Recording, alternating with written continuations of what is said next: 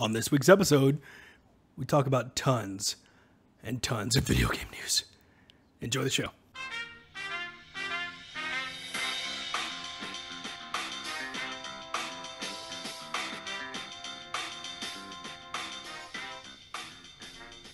How is everybody doing out there today? This is episode 114 of the One of Me podcast, where we try, emphasis on try, to one up all your video game news. My name is Ryan Smith, and I'm joined, as always, by my co-host, Jordan. What is going on this week, Jordan? A lot of stuff, a lot of news, digest a lot of information.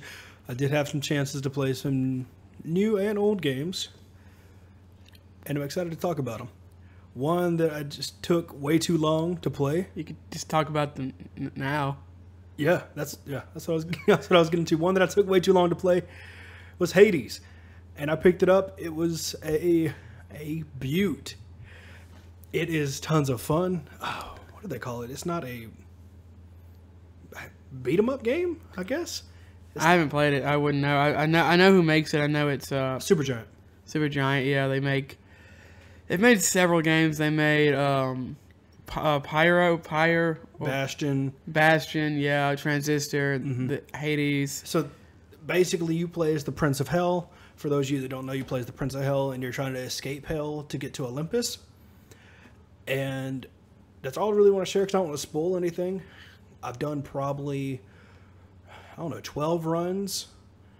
So is this a score-based game, or? No, you die a lot. Okay. So you have different weapons. There's like a sword then you can get a shield and a spear, and then two other weapons that I don't know what they are because I haven't unlocked them yet. And I haven't really looked anything up about this game, so I don't know what stage you have to get to, because there's different levels. Is it randomly generated, or? It's different each time. Okay. As far as how the level looks and the mobs you fight. But after a certain number of floors you clear, you do get to fight a boss, and then after that you go to the next level, which is kind of like the Blood River or Fire River or whatever. Like the river Styx and kinda, yeah. My geographical brain of hell is kind of rusty. So I think you and everyone else. I mean, the river Styx is like from Greek mythology. That's the only. Yeah. I'm not a Greek mythology auteur or anything, but. Yeah. But all in all, I'm really enjoying the game. The music's badass. The combat is rewarding and fun. What kind of combat is it? It's like a hack and slash. Okay. And you die a lot, but it doesn't feel bad, because every time you die, you bring back different materials and currency where you can upgrade your weapons or different stuff like that.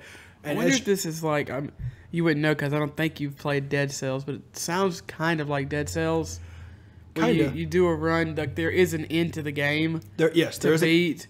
It's randomly generated, but you also, when you die, you kind of keep some stuff, but also lose some stuff. Yes. So as you're going through the dungeon, you get, I guess, messages from like Olympus, like different gods and stuff. Yes, thank you. Okay. Like your family, and it's really cool. He walks up to him, and in the name of Hades, I claim this message. And they give. So you're not playing as Hades. No, you're playing as his son. Okay. Prince Zagarthar. Zag, yeah. And they send you different powers, and you get to choose. There's three different options. So Zeus might send you some powers, and it might give your normal attack lightning, or you could give your dash. When you dash past enemies, it'll electrocute them. So you're not playing against the other gods? No, you're playing against the mobs, the demons and souls in hell that are trying to keep you there, because your father is like, no, you don't get to leave, because that's just how things are. Well, yeah. Like I said, I don't know a whole lot about Greek mythology. Most of it is, I know that it seems like Hades and Zeus and Poseidon are always brothers. Yeah, they're brothers. I think they're Kronos is their son. Anyway, I don't want to go down this. But yes, this whole no, Kronos isn't their son. I'm sorry, father. Their father. Yes. But yeah, they're usually at odds, especially with Hades. Yes. So there is an underlying story to this, and the narration changes every time. As you walk back in, he's like, "Oh, you got killed by a wimpy skeleton this time. You suck." And so it's really fun. I know that the what is it, Supergiant? Mm-hmm. I know their name. They're known for their storytelling, but not like straight up traditional storytelling. It's more like a Dark Souls-esque storytelling where it tells you some stuff, but some stuff it's told through the environment and what around you, and maybe some narration. Like Bastion is does not specifically tell you a lot. That reminds me, there's voice acting in this game, and the voice acting in Bastion is amazing. Yeah, this is really good, and I'm really enjoying it. It is totally worth the money if you have Epic Game Store. Is this exclusive on Epic? I think it still is, yeah. What about, is it still early access? It is still early access. They're on like I think I want to say this has been in early access for over a year now. Yeah. I think they just released an update, like a June update or something like that. I didn't look too deep into what they changed or what they added. But it's such a fun game. I'm really glad that I finally played it. Yeah, I got to play Transistor, and I think it's Pyro, the game where you like play basketball. Okay, so I'm looking at, I think Hades is on Steam. Oh, okay, cool. It says December 10th, oh, yeah, 2019. It says it's still in early access on Steam as well. Mm-hmm. Yeah, this is definitely the right game. So yeah, if you don't even have to get Epic Game Store if you want to grab this game. Yeah, I'm really enjoying it. This looks really cool. I jumped back in and played some more Pokemon Shield. You preparing for the upcoming expansions? Yes, I had to re-wet my toes to the game. I remember I don't like that. Wet your toes. I don't know why I said it. I don't know why I said it like a weird combination of wet your whistle and dip your toes in. Yeah. I had to re-immerse myself to the Pokemon world. And so I did some of the stuff you could do after the end game, I guess. The little bit you can do. I took on the battle tower. You can do a lot after the end game. Yes. This is definitely not a game that ends when the credits roll. True. I did some battle tower stuff. I think I'm halfway up it before I can challenge whoever's at the top again. Shrek. Hell yeah. Sorry, I didn't mean to spoil it. and capture him. So I'm super excited for this upcoming expansion. And obviously I'll tell y'all what you think when I think when I jump back into it. A lot of the outlets that I think were, from what I could tell, planned on, I saw something on Nintendo Life and I think IGN. I'm sure that they would have gotten the game early. Apparently, Nintendo is saying that they're not going to get the game until a little later because of the COVID-19 and stuff and whatnot. Gotcha. Which sucks. Like all their reviews, or maybe they wouldn't even be reviews, but they would have had more information. Yeah. But they were basically, instead of having the game given to them, they were given previews. Like they were shown clips of the game. Gotcha. Which sucks because I'm sure the games are going to be no less than good, but I want to know how good. I want to know more in-depth information about them. I definitely understand that.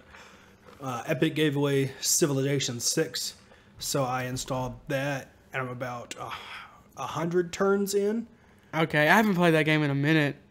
To a playthrough of I'm playing as India, I think that's who Gandhi. Gandhi, yes.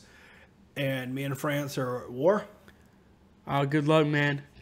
I'm coming after you. Yeah, that's one mean bitch right there. I know. I do know the meme about Civilization is that if you, I think they kept it in the game. If you do something, Gandhi becomes like uncontrollably aggressive. Yeah, I haven't looked into Civilization 6 memes, but because it's not Civilization. This is from years ago. Oh, okay. There was a glitch in the game that caused Gandhi led India. If you did something incorrectly or correctly, I don't know. But he basically became so aggressive that you couldn't control him, and they like put it in the game on purpose. I think after that. Oh wow, that's interesting. And it's funny because it's Gandhi. Yeah. He's the man of peace. I'm still getting my, feet rock under me to trying to feet rock. I don't know, man. My brain is kind of fried from. Sounds like a Dark Souls item. I'm still grasping all the controls of the game. This is much different then Civilization 3. Oh, 3 was the last one you played? Mm-hmm. Yeah. Yeah, there's a lot of stuff, a lot of information that's thrown at you. Yes, there is. When I first played it, I accidentally turned off the tutorials. So I got 30 seconds to it and scrapped that save. Did you pick your civilization, or did you have it given to you at random? I did random. Oh, you did? Mm-hmm. Because you told me that you did, and you got something you didn't want. I thought. Yes. That's also when I turned off the tutorials. Okay. And it just puts you in the world, and there's no explanation points. There's no nothing. And you're just staring at it thinking, what do I do? Yeah. I still think that, and I have the tutorials on. I agree. I was going to talk about that. And like I said, I'm 100 turns in, and I still don't know exactly what I'm doing. I think I'm only 20 or 30 turns in. Yeah, I guess I have a navy, and I barely have I have a few boats. That's it. I have a navy, but also they fish, and so I think it's just you probably put research into boating or something. Yeah, after a while I stopped just randomly clicking stuff and started reading. Oh my! You were randomly clicking? No, you definitely can't do that. So this is. I think I'll enjoy it. It's just a chill, turn on some podcast game. I'm telling you, man, it's almost like a what did I say? Multiplayer game almost, where you just play it a lot. Yeah. And kind of like a card game would be where you're playing against an AI. You just don't really care that much what's happening, but you want to learn more. But you can also kind of do other things while you're playing it. Mm-hmm. There's no rush. It doesn't rush you. It's really fun though. There was a couple turns, like 20 turns where I was just thinking, damn, there's nothing going on. I don't know if y'all can hear that. We have some ambulance stuff on our side. So if you do hear that, that's not on your side. Unless there's an ambulance on your side, in which case... I'm really glad you said that. There's an ambulance on your side. Yeah.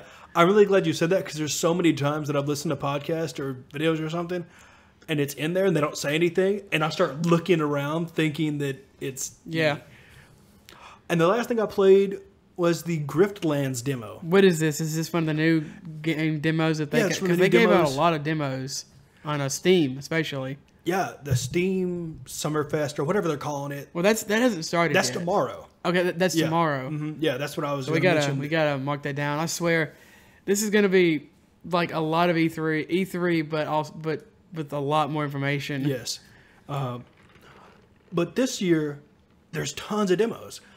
Or like free alphas or whatever you can get in and try stuff, which is awesome. And so I was interested in Griftlands, which is they call it a roguelike card game. And so your choices do matter.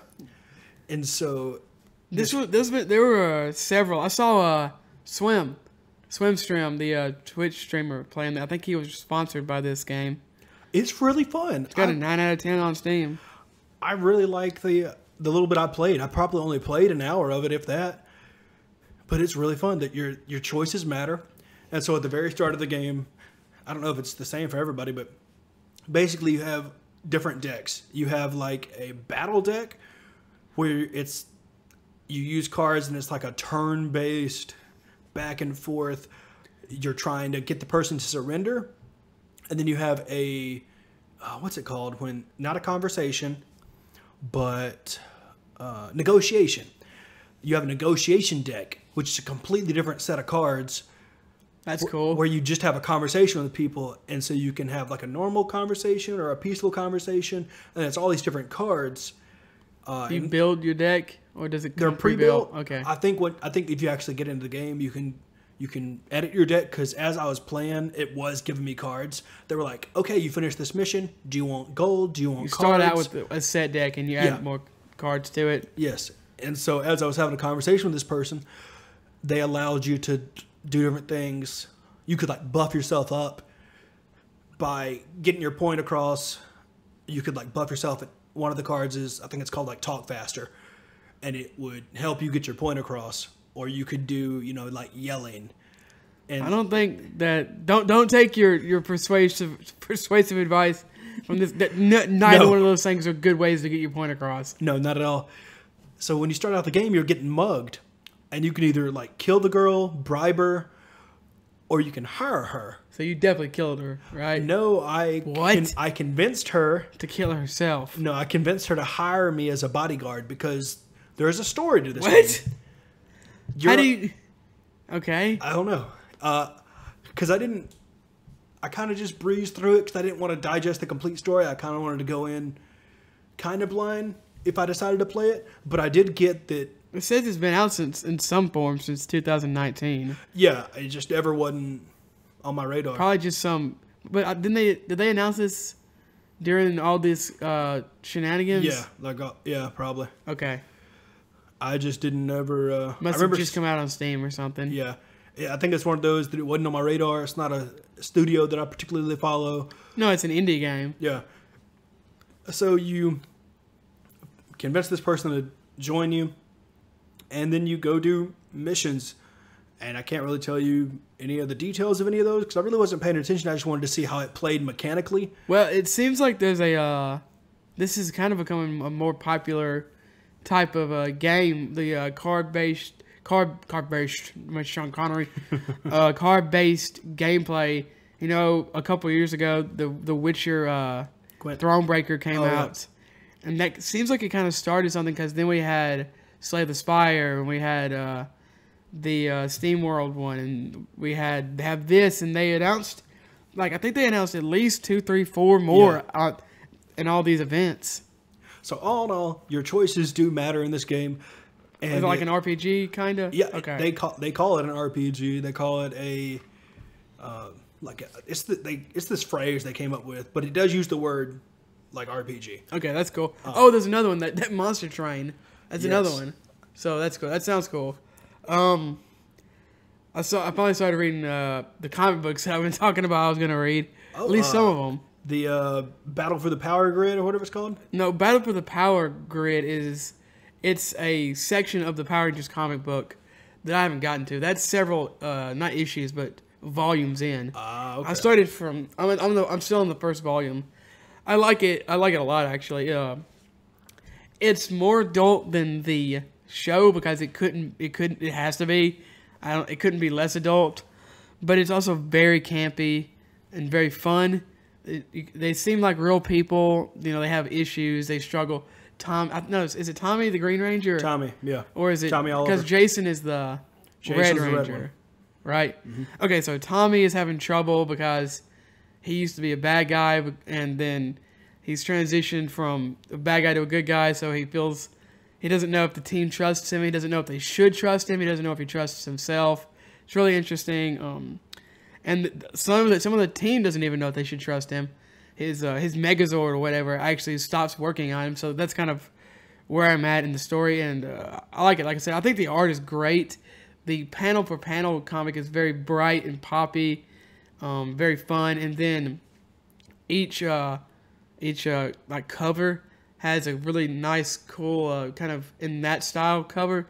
And then it has because if you read comics digitally, a lot of times they'll show you the variant cover and the original cover. Just another reason to read comics digitally. And they have these super cool, in-depth, kind of like the old SpongeBob, when they show the super gross Ren and Stimpy SpongeBob. Kind of like that detail, but not disgusting, because they're showing you a Megazord and not a weird, gross, moldy sponge person. Yeah. Yeah, I'm really enjoying that. I'll definitely continue it. Also, I read a couple more. I read some Batman comic books and stuff. So, yeah, I'm enjoying a lot. A couple Flash. I meant to read more, but I lost my iPad, and it was under a pillow beside my bed. I didn't actually lose it. Yeah. I knew I didn't lose it, but I just... I know what you mean. It's kind of like one of those things that that's why I like to leave a lot of that stuff out, because if I see it, I'm way more likely to do something with it. Yeah. I leave my iPad and my Vita and my 3DS beside my bed. That way I'm like, oh, I should play that. Or I should read a book or something. That's why I leave my Fire tablet out so I can see it and use it. Yeah. I love the Power Rangers comic book. That's where they got the story for Battle for the Grid, and that's why the story of that game is so good. Okay.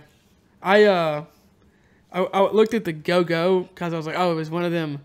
But it seems to be it's the same thing, but it's the same, I guess, universe, but you don't have to read one before the other. Okay, yeah. It's all enjoyable. I love the artist and the writer with that. It's still going on. it's a roller coaster, just like any of it. I haven't read a lot of the Battle for the Grid stuff. I need to get back into it. It seems like Battle for the Grid is maybe a couple of issues, not a couple of issues, but a couple of a volume or two maybe. Yeah. As far as video games though, I picked up Donkey Kong Tropical Freeze again. I bought it on the Wii U.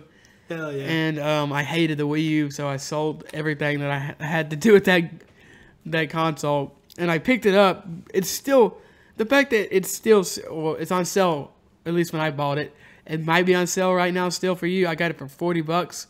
It's $20 off, which obviously it's good because Nintendo is so stubborn that the fact that you can go get like God of War, Spider-Man, The Last of Us, and Uncharted 4, probably Bloodborne, probably all 5 of those games for the price of that Donkey Kong Tropical Freeze is normally is absolutely absurd. Well, I just thought about that. Yeah, that's crazy. I know for a fact that you can get, I think, the pre-owned version of Uncharted 4 for $5 because my nephew. They gave it away for free. Yeah, true. Oh God, yeah. I think they did. I don't know. I have it, and I don't remember buying it. But yeah, that's awesome. I'm glad you finally got it. I was staring at it too in the e-store. I didn't pick it up though. I decided to pick up the Pokemon expansion. Oh yeah, I'll probably get that. I might wait a little longer. Like I said, I do want to see how it's received. But I did see the IGN. I think it was IGN. I've looked at so many different video game sites. Some network has 15 or 20 minutes of gameplay. Yeah, everyone has that. It's just thing. Super boring, bland crap. If you're super interested in the expansion, I do recommend going to look at it. Okay. But everyone's kind of like, yeah, this is kind of all we got. I got it. Okay, that's because they wanted to review it, but they haven't had the chance to review it, and that's what I wanted to see. But yeah, I think the game is very pretty. I think the game is very, very fun. It's difficult if you know Donkey Kong. It's kind of Nintendo's more difficult platformer. Did you ever play the original 3?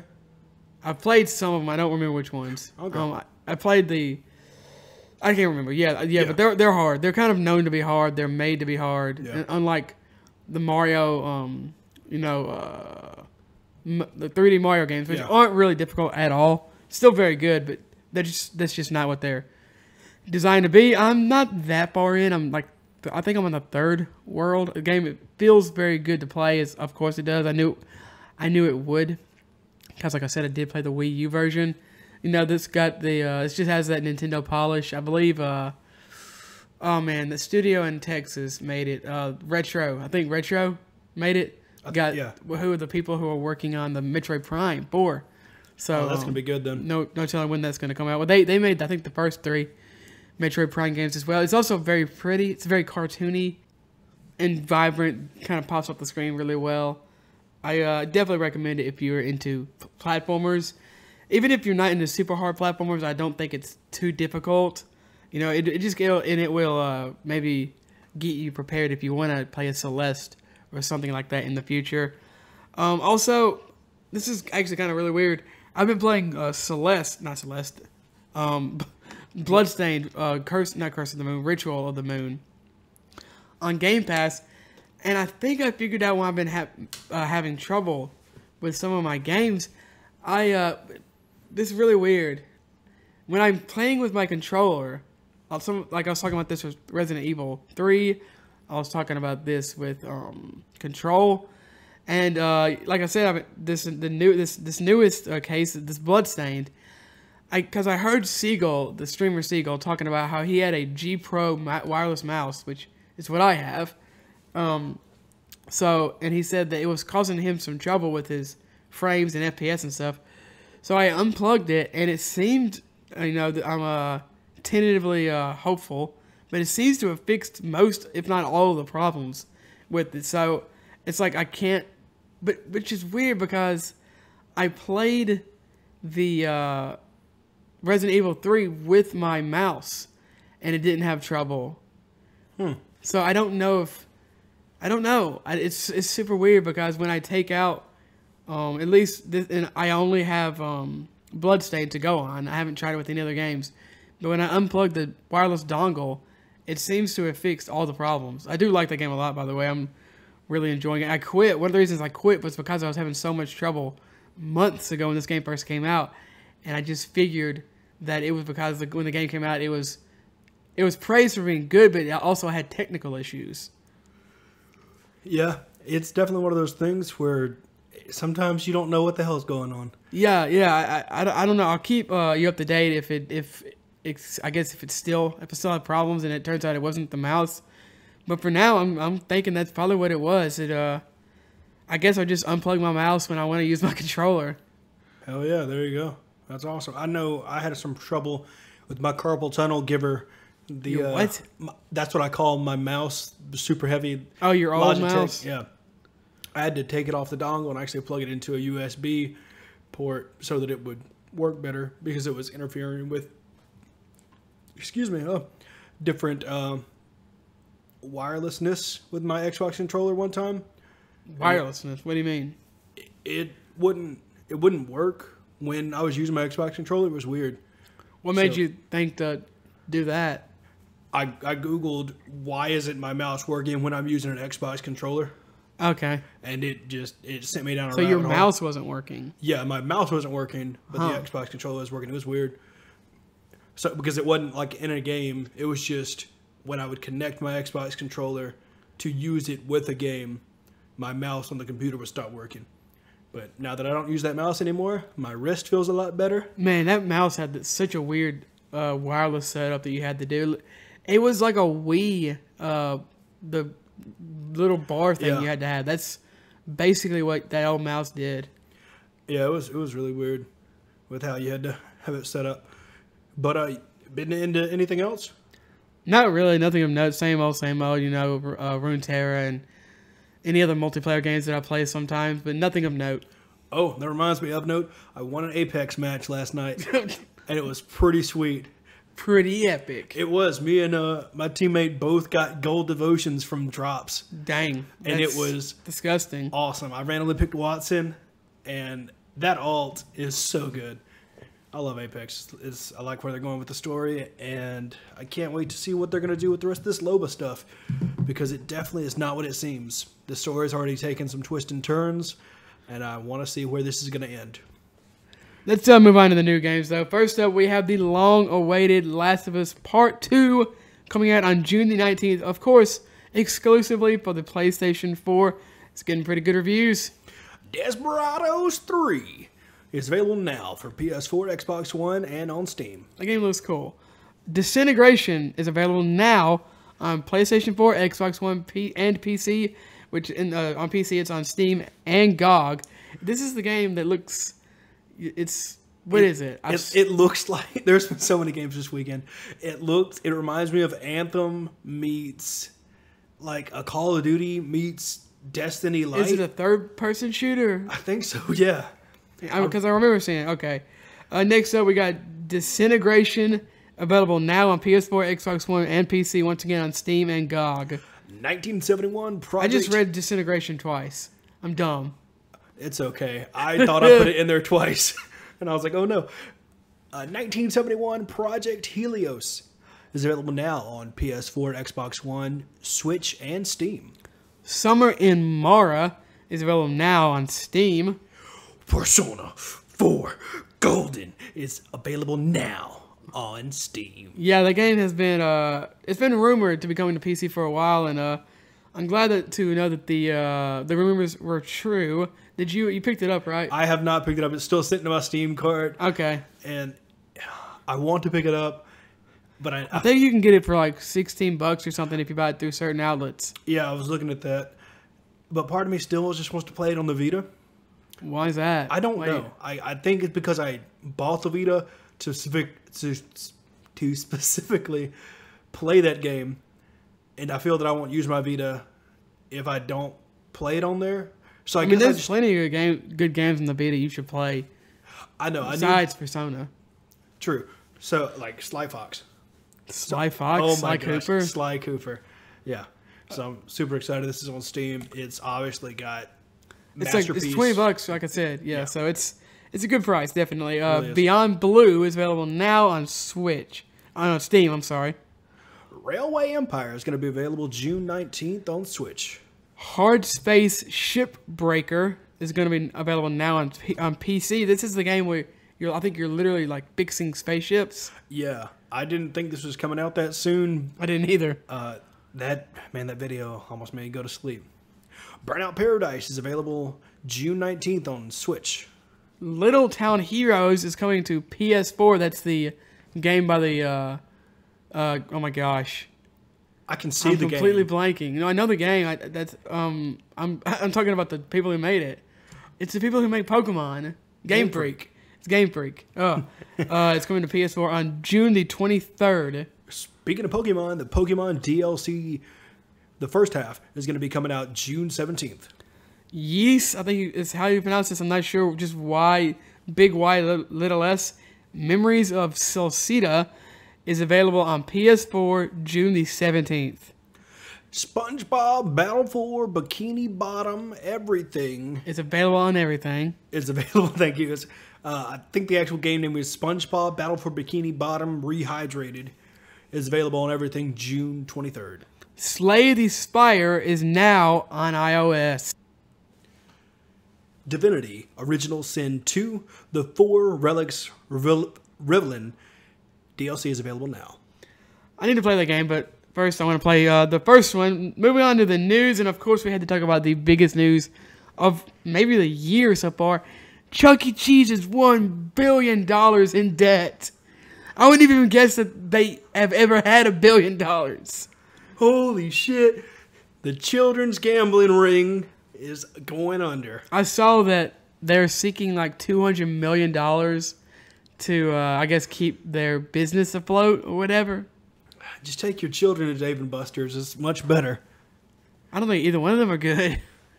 I just, of course, Chuck E. Cheese is inextricably, is that a right word? I think so. Tied to, video games. Of course, a lot of people went to Chuck E. Cheese as a kid. Actually, the city we live in didn't get a Chuck E. Cheese until I was a teenager. Well, I guess that's true, yeah. So everyone still went like, oh yeah, we got to go to Chuck E. Cheese, but hopefully, I guess they can survive them, if they can provide a service that people like, but it doesn't look like they are. Yeah, that just reminds me of, I don't know. Chuck E. Cheese is also always kind of creepy. It reminds me of that video that you or somebody showed me of the animatronic thing, I need to eat. It's the I have no idea what you're talking about. And I do know that there was a horrifying event where a guy killed his co-workers, and that's what inspired Five Nights at Freddy's. Yeah, that's definitely something that happened. I don't know how we're gonna move on from that, but we got it, man. All right, Star Wars. Now I can't pronounce things. Star Wars Squadron was revealed recently. They're actually not gonna reveal a lot until June the 18th, but we do know that it's gonna be an FPS, and you can play. I guess it's some kind of a multiplayer game. It's gonna be on Xbox, PC, and PS4, and it's gonna be crossplay, which is really cool. What did you think about this? I was looking at the gameplay and thought this might make me sick. And then they said it's just an FPS. Well, yeah, it's gonna be.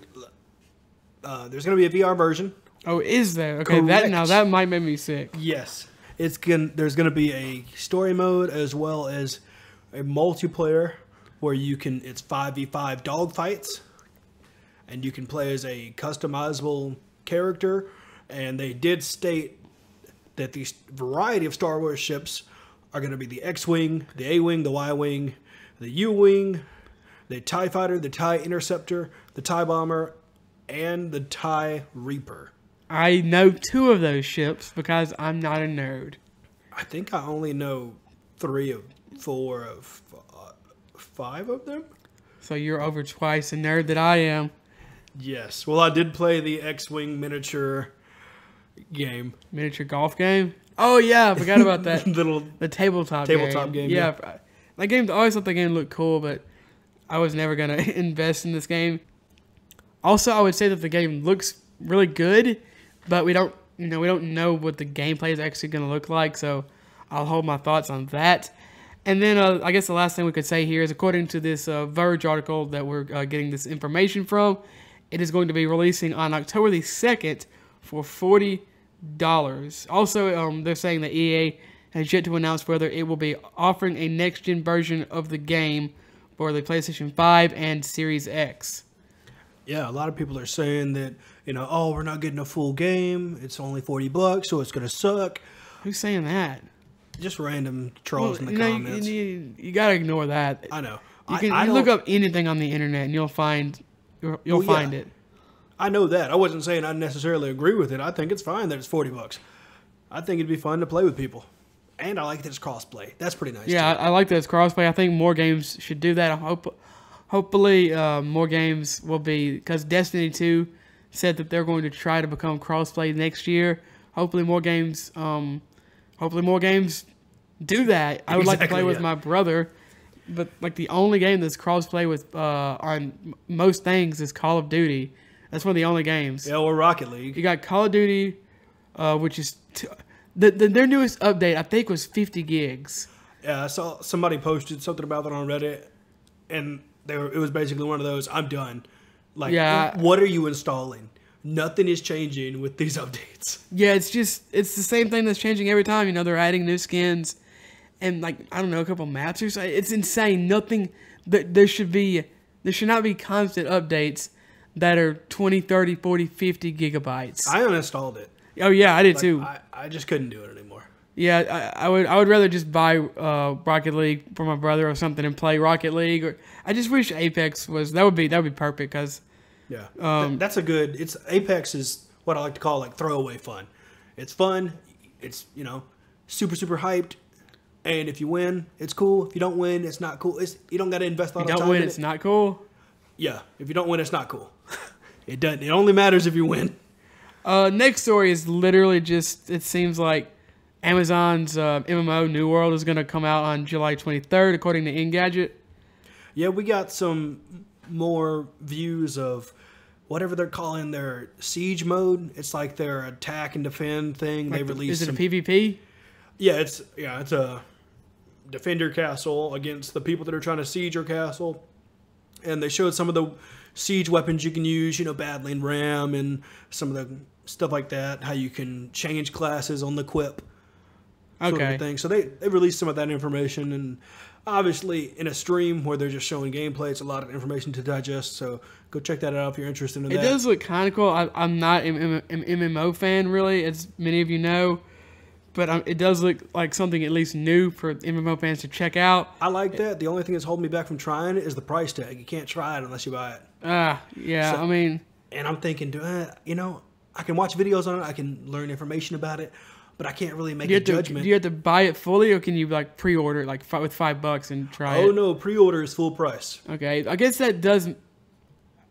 If it's a full thing. See, that makes sense because that seems like if they gave you the beta for free, I can understand it. I see where you're coming from, and I think I agree with you, but I also kind of see where they're coming from. It looks like the beta is going to go from July 23rd until August 25th. Is that right? Yeah, and it looks like they've been which is the day the game comes out. Yeah, and it looks like with the alpha and stuff, they've really been ironing out things with the community and listening to people and trying to give us something that's different, which is nice because Amazon's other game, Crucible, is not doing too hot. No, it seems like it's already dead. Yeah, oh my god, they really need to work on that. But it looks like fingers crossed, they might have a winner with New World.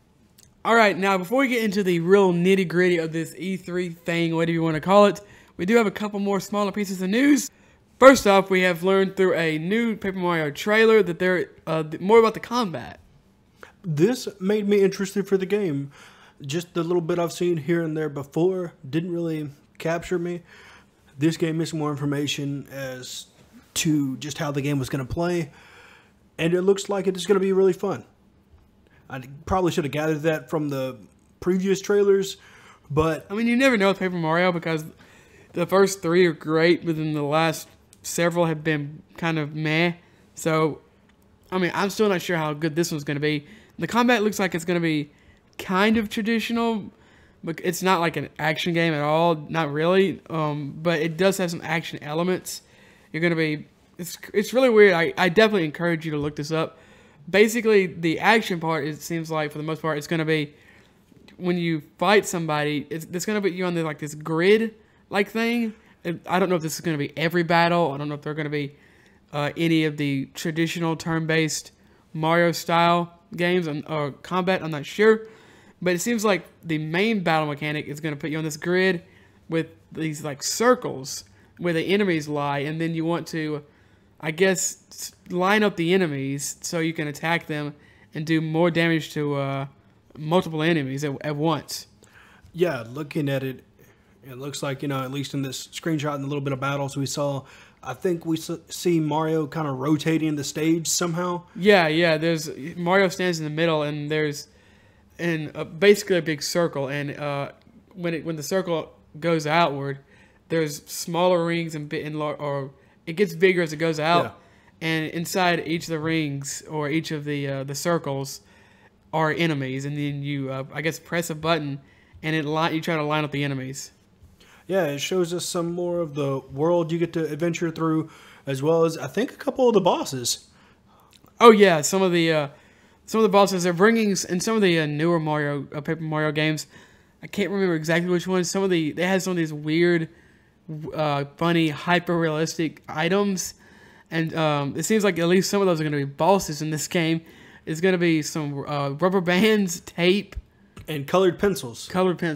Yeah, they didn't show all the battles, but at least with the battles with the colored pencils, to defeat them, you have to shut the case they're in, which I thought was pretty funny and adorable. And then they also showed us some of the companions that you. Some of these are going to include Olivia, the sister of the antagonist, a archaeologist Toad, a Bob-omb, which I believe you have you've had as your companion in prior Paper Marios, Bowser Jr. and Bowser himself, and a Kamek that I think which is the wizards in Mario, and I think they said in the trailer that the Kamek is like obsessed with cleanliness or something, has some weird quirk. So with these companions, are they just there for comical relief, or no? They fight with you. They provide support. Some of them provide damage. It varies, but for the most part, they aid you in combat some way. Okay, nice. I was just curious. I didn't know if they were just oh, this is cool. This person's just here. Yeah, one of the best parts of the game is figuring out which one of your sidekicks fits best in which battles, collecting new ones. And they do have really funny, goofy personalities and quirks. That's cool. It's nice having a utility of characters to be able to handle different jobs and such. Definitely. And some of them, I think, have... in fact, I know, at least in past games, will help you solve puzzles out of battle. I think you had a fish one time that was your companion. And if you needed to get across a body of water, they would help you. So it's stuff like that. I'm definitely looking forward to this game. That being said, I've been disappointed in the past, to say the least, by these games. But I'm hopeful. Okay. I'm very hopeful. I love this weird series. Let's actually we have one more. I'm sorry. The literally only thing is we've heard that the PlayStation 5 UI will get a complete overhaul from what the PS4 is. I'm fine with it. I'm fine with it if they think they can make it better. I have no problems with the PS4's UI. I didn't like the PS3s, but I know some people do, which I always found strange because I always thought it was kind of obtuse for no reason. Yeah, I have no problem with the PS4 UI either. It's as long as it plays my games, I don't really care what the UI looks like. I mean, I'm definitely different on that. If the UI is clumsy and you have to go over a bunch to get to the games, and you have to go to a completely different section to go to the Netflix or something like that. It's not the most important thing for sure, because the games are the most important thing, but I don't like you want convenience. Yeah, so hopefully they can provide us with something that's convenient and also looks elegant in some way. Nothing too cluttered or anything in that realm. Next up, finally, let's move on to the real big meat of the episode. The first, I guess, big news conference of the week was Destiny 2. So fans of Destiny 2 have been let down by recent seasons of the popular looter shooter. It seems Bungie has heard those complaints, though, as they have announced several new upcoming updates. Along with a video, which you can go check out, Bungie also released a blog post describing the upcoming changes. So first off, they write about how they are dealing with the unavoidable growing size of the game. So on the blog post, they have this big list of stuff. Basically, what it all boils down to is that the game is getting really big, Call of Duty. And instead of making a Destiny 3 or instead of having massive updates, they are rotating some stuff out of the game and putting it into something they're calling the Destiny Vault. This is going to allow them to support Destiny 2 for years and also include these 3 new annual updates, which we'll get to later. Yeah, they got some big updates coming. But before we get to that, I wanted to also say that not only are they going to be rotating stuff out, they're actually going to be pulling stuff from the first Destiny and putting it into Destiny 2, because I know Jordan is probably excited about that. They announced some... Do you want me to go ahead and say some of the stuff they announced? Yeah, sure. They're going to bring back the Vault of Glass, which is literally... You can get all the best weapons from Destiny 1 in that raid. But the balls from the guns from Destiny 1 kind of suck now, don't they? Because like that Galahorn is kind of a meme weapon now, right? Yes, it is. Everybody grinded for it, and now it's just kind of obsolete. But hopefully, with them kind of throwing in the Vault of Glass, hopefully it'll be to Destiny 2 standards, and the weapons will be kind of Destiny 2 power levels, hopefully. And then they said something called the Cosmodrome, is that right? Yeah. That's where you first wake up, right? Mm-hmm, yeah, it's like the first area you get to enjoy and kind of experience. They also talked about bringing back some of the raids and different things you get to do in Destiny 1, which is awesome because there are some really sweet locations in Destiny 1.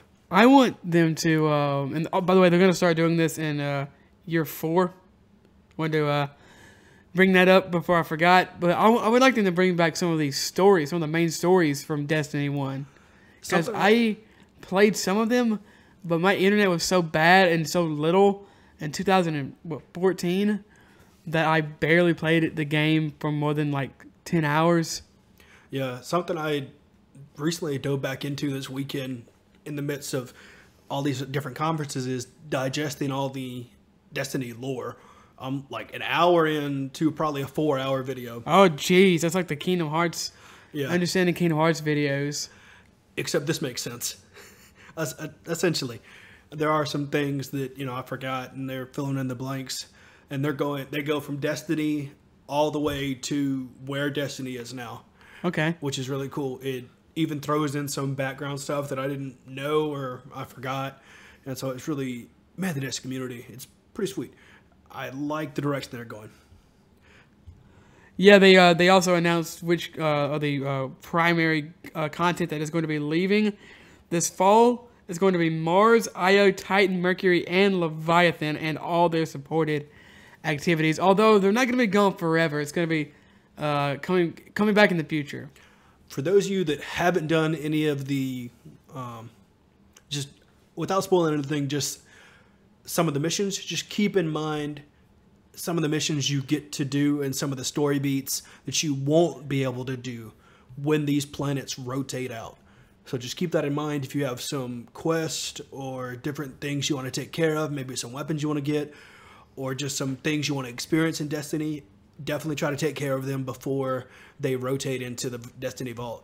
I didn't think about that until the other day. I was just randomly doing something and I was like, oh man, I'm not going to be able to do this later. I need to try to, make my priorities list of what I want to do before these rotate out. Now, granted, all the weapons and stuff you might have now might become obsolete later with how they're doing the power system. But they're not rotating any weapons or anything, right?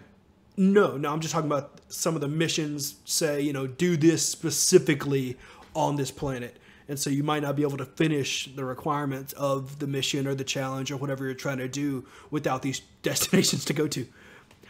Especially with some of the materials some of these places have. I think all the materials and stuff you can get, I'm pretty sure they're planet locked. So get those materials to do crafting or whatever else you need to be doing. So they also wrote about the upcoming content, including a new season, which is available now, right?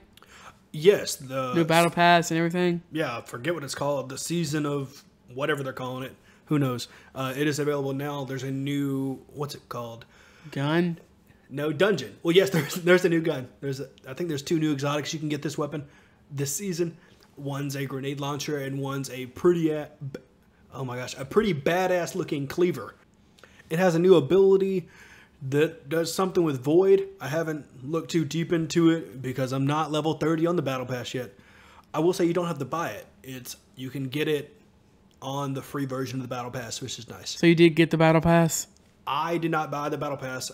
I'm saying you can get this sword for free at level 30? For free at level 30. Okay. I don't know what the equivalent of the paid version of the Battle Pass is, reward-wise, to get this sword. But I do know on the free version, you can get this sword. I'm pretty sure. Okay. I got you. And they also announced that there was going to be a new power, which is coming up in the Beyond Light, which is the first of 3 big expansions that they have announced for the next 3 years. The first of which, like I said, is coming this fall. It's going to be Beyond Light. The new power is basically like darkness, ice thing. Yeah, I looked into it. It's going to be ice, because we got Void. It's called like darkness, though, right? Yeah, they have a name for it. Yeah, but it is ice. I thought it was going to be shadow darkness abilities. That's kind of what Void is, though. Yeah. So, we got Void, we got Void, Solar, and Arc. So now we're going to have Ice, which is going to be pretty sweet. I think I'm going to have to use some Solar against some of these baddies, because one of the places we go to is kind of chilly.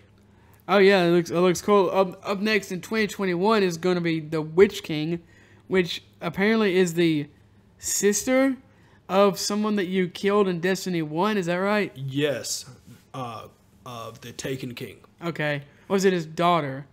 It's his sister. I can't remember, damn it.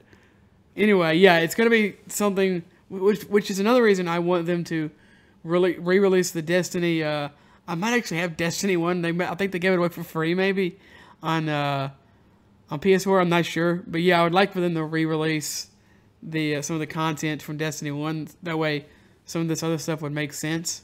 Yeah, that'd be sweet. And then finally, Destiny 2 Lightfall is coming in 2022. These are super insane. I didn't even think we were going to get even half of this information. I don't know what I was expecting, but I did not expect to know what the next 3 Destiny expansions are called. Now, granted, we don't know really much more of anything about this. They just gave us a little bit. But it definitely seems like they're heading in the right direction. And I'm pretty hyped for it. Yeah, I like almost everything about Destiny. I think it looks very, very good. The music is good. The gunplay is great. The story is interesting, not always amazing, but interesting. So, but the content hasn't been great as of late. It's been fine, I guess. But then again, I fell off for a long time, and we just now completed the last major expansion. So who am I to say it's fine? But all this is it's a very good step in the right direction. Of course, all these games are going to be playable on PS5 and Xbox Series X. So that would be that'll be nice with the crossplay that they're saying that they want to bring next year. Is also going to be a good boom for the game if they are able to pull that off, which I don't see why they wouldn't be able to. So yeah, I'm definitely excited for this game. I'm glad that I stepped back into Destiny 2, and I foresee that I will not be stepping out of it anytime, at least like I did for like 6 months. Yeah, definitely. I'll probably dip. I'm sure I'll drop out of it for a little bit here and there, maybe even for like a month. But I don't think legitimately, I think the last time we played before this was probably like February or something. I was thinking earlier than that. Yeah, maybe it might have been. But yeah, I will say that it's just kind of, I can see how for people that play it every day or even every week, it could become stale. Oh yeah, definitely, without a doubt. But man, this new stuff looks pretty awesome. It looks really, really cool. I'm excited to check it out. And if you want more details, this definitely goes into more. We can leave the blog post, just a link to it in the description, in the show notes. Most definitely we can. And for some reason, if you want the TLDR version, they do that too. Top of the blog post. We also have, this has something to do with Destiny 2. Yeah. I feel like that sounded like I was going into more Destiny 2 news. But no, this is actually a story about Mortal Shell, the upcoming Souls-like that I thought was being made by FromSoft, but it's being published by FromSoft, I think. Oh man, I've been lying to folks. It's actually the studio's first game, according to Wow. this VG 24/7 article. It's the debut game from indie studio Cold Symmetry. Oh, okay, cool. That's awesome. I still can't decide if I like these punishing games. I don't think you do. I don't think I do either. I really don't. I don't think you do at all. You don't like Sekiro. That's the only one you've tried. True. I think Bloodborne is not interesting at all to me. How do you not think Bloodborne is that you just... How many times have you told me you like Cthulhu and stuff? I do. I like Cthulhu. That game is like Sherlock Holmes meets Devil May Cry and Cthulhu. I mean... Now, you might not like the... Now, that sounds cool. You might not like getting your ass kicked. I think that's what I don't like. Yeah, I know that's not what you like. So, I think this game looks cool. It is very Dark Souls. It looks like it needs a little more polish, but I am excited for it for sure. It's pretty. It looks like when you die, you actually kind of get a second chance because you're using these things called shells. They're kind of like warframes, I think. Yes, that's a good way to put it. Warframe. That's a much more polite way of putting it. I was going to call it like skin, but calling it a frame is a much more better way. And like when you go down to 0 health before you die, you basically get knocked out of this suit. Yeah. And you can either attempt to get back in it or attempt to defeat the enemy outside of it. But if you get hit once, you're done. Yeah, because you only have 1 HP when you get knocked out of it. It's kind of like just getting hit, losing all your armor. Kind of, at first I thought it's like Ghosts and Goblins. Exactly. When I first saw this game, I really thought it was I thought you were getting hit and then transported to like an astral plane of existence, kind of like Doctor Strange, kind of a sort of a thing. Yeah. And I didn't really know how that was going to play into gameplay mechanics, but now that they explained it, it makes a lot more sense. I like the setting. It seems to be kind of cyberpunk Dark Souls-ish. It definitely, if I don't play it and enjoy it for myself, it will definitely be an enjoyable entertainment. Yeah, I'm looking forward to it. I'm sure I'll at least try it. I still need to beat Sekiro. At this point, I'm probably gonna start it over, to be honest. But I am gonna get back to that. We also know about the game that it is going to come out Q3 this year for PC, PS4, and Xbox, and there is going to be a PC closed beta from July the 3rd until the 10th. And if you want to try to get into that, you can join their Discord for a chance at that beta access. But yeah, that's really all we know. Yeah, it's going to be pretty sweet. If these games and developers and such have Discords, jump in them. I've been in Mortal Shell's Discord, and I'm not really a big fan. I'm a part of like 15 Discords, and I wish I was a part of like one. That's all really the major information that we know about Mortal Shell for now. We'll let you know if we find anything else about it in the coming weeks. Of course, there are other events. If they let us know at any of those, we will let you know. For now, let's just move on to the PS5 event. And oh my goodness, did we learn a lot of stuff. So, first off, I want to thank God that we know that GTA 5 is going to come to PS5. What a weird way to start. So they start the show with like this kind of cool montage of stuff from the PlayStation. And then you're like, okay, we like the way this is going. And then they go and they're like, and GTA 5 is going to be on the PlayStation 5. Oh, okay. Thanks, guys. Good, I guess. Appreciate it. That doesn't really mean anything to me. Well, apparently GTA Online is going to be available to everybody who gets PS5. But I guess not GTA 5, the base game. Yeah, it was interesting. And they're going to give all GTA 5 owners like $1 million GTA dollars or something. Yeah, that's what I took away from it. But I was quickly dismissed. Yeah, besides that really weird thing, I think they do. I think this is a good event. I'll let you take it off because Horizon Zero Dawn is definitely more in your wheelhouse. Yes. So we finally got some footage of cutscenes of Horizon 2 Forbidden West. No release date, unfortunately, but obviously it's going to be, I would have to say it would come out within a month of the PS5. I have no idea. This is 100% speculation. No. It is awesome. We got to see a lot of cool stuff. There's going to be swimming. Yeah, I don't see this. Now we don't know if there's going to be how in depth it's going to be, but the trailer shows you swimming underneath those big crocodile things, and I know that there's kind of I've seen some speculation maybe swimming will be way like better than it was. Maybe you can go actually. You couldn't dive. You couldn't dive. I was going to ask. I couldn't remember if you could dive or not. No, you could swim across like a river or something. But, you know, water mechanics are sometimes hard to do in video games. Yes, they're usually bad. They're really strong. So. I didn't beat this game, but man, those big alligator things were awful. I hated them. You don't fuck with them. No, you just take an extra mile around them. Because there's never just one either. No. There's like 5 in one area. And they're as big as a damn rhinoceros. Yeah, they're fucking smart. I did a detour one time and was thinking, okay, I avoided the herd of alligators and it's fine. And, you know, I'm finally get to the place I'm going and I'm walking up and all you hear is like split splash and I turn around. What the fuck? The motherfucker followed me down the damn river. I guess I like aggravated him or something and just got on the mountain and kind of left. Those bitches followed me. They are persistent. So I can't even imagine being in their own world, ecosystem, whatever you want to call it, being deep down in the water. It is going to be sweet. Yeah, we also know, I guess, also the title makes sense. It's called Forbidden West. So it seems like the first one I know takes place in Colorado. It seems like this one is going to be taking place maybe a little further west. We see the Golden Gate Bridge in San Francisco. And it also shows some icy peaks. I wonder, they could still be in Colorado. Maybe you start in Colorado and move out west. I'm not sure. Also, even though I didn't love this game, this trailer, and of course the first one was also this way, but this trailer is gorgeous. It really is.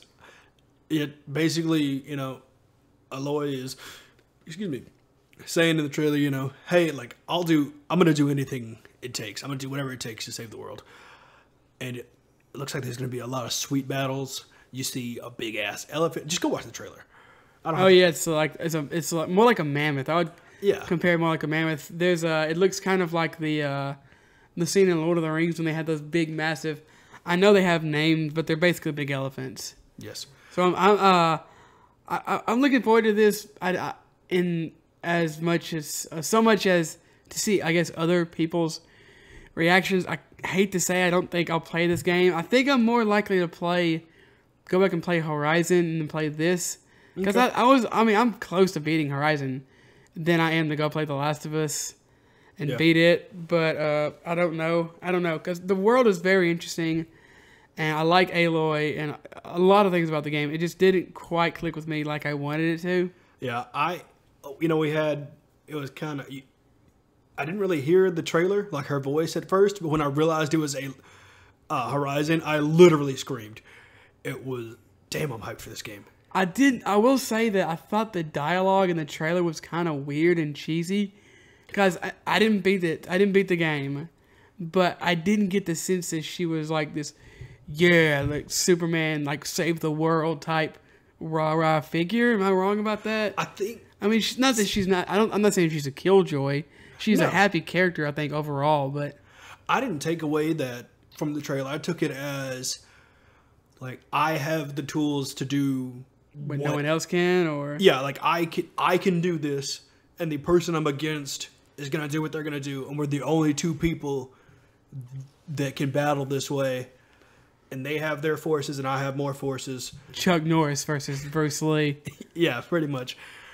That's really what it feels like when you get towards the end of the Horizon. You're just thinking, like, what the fuck?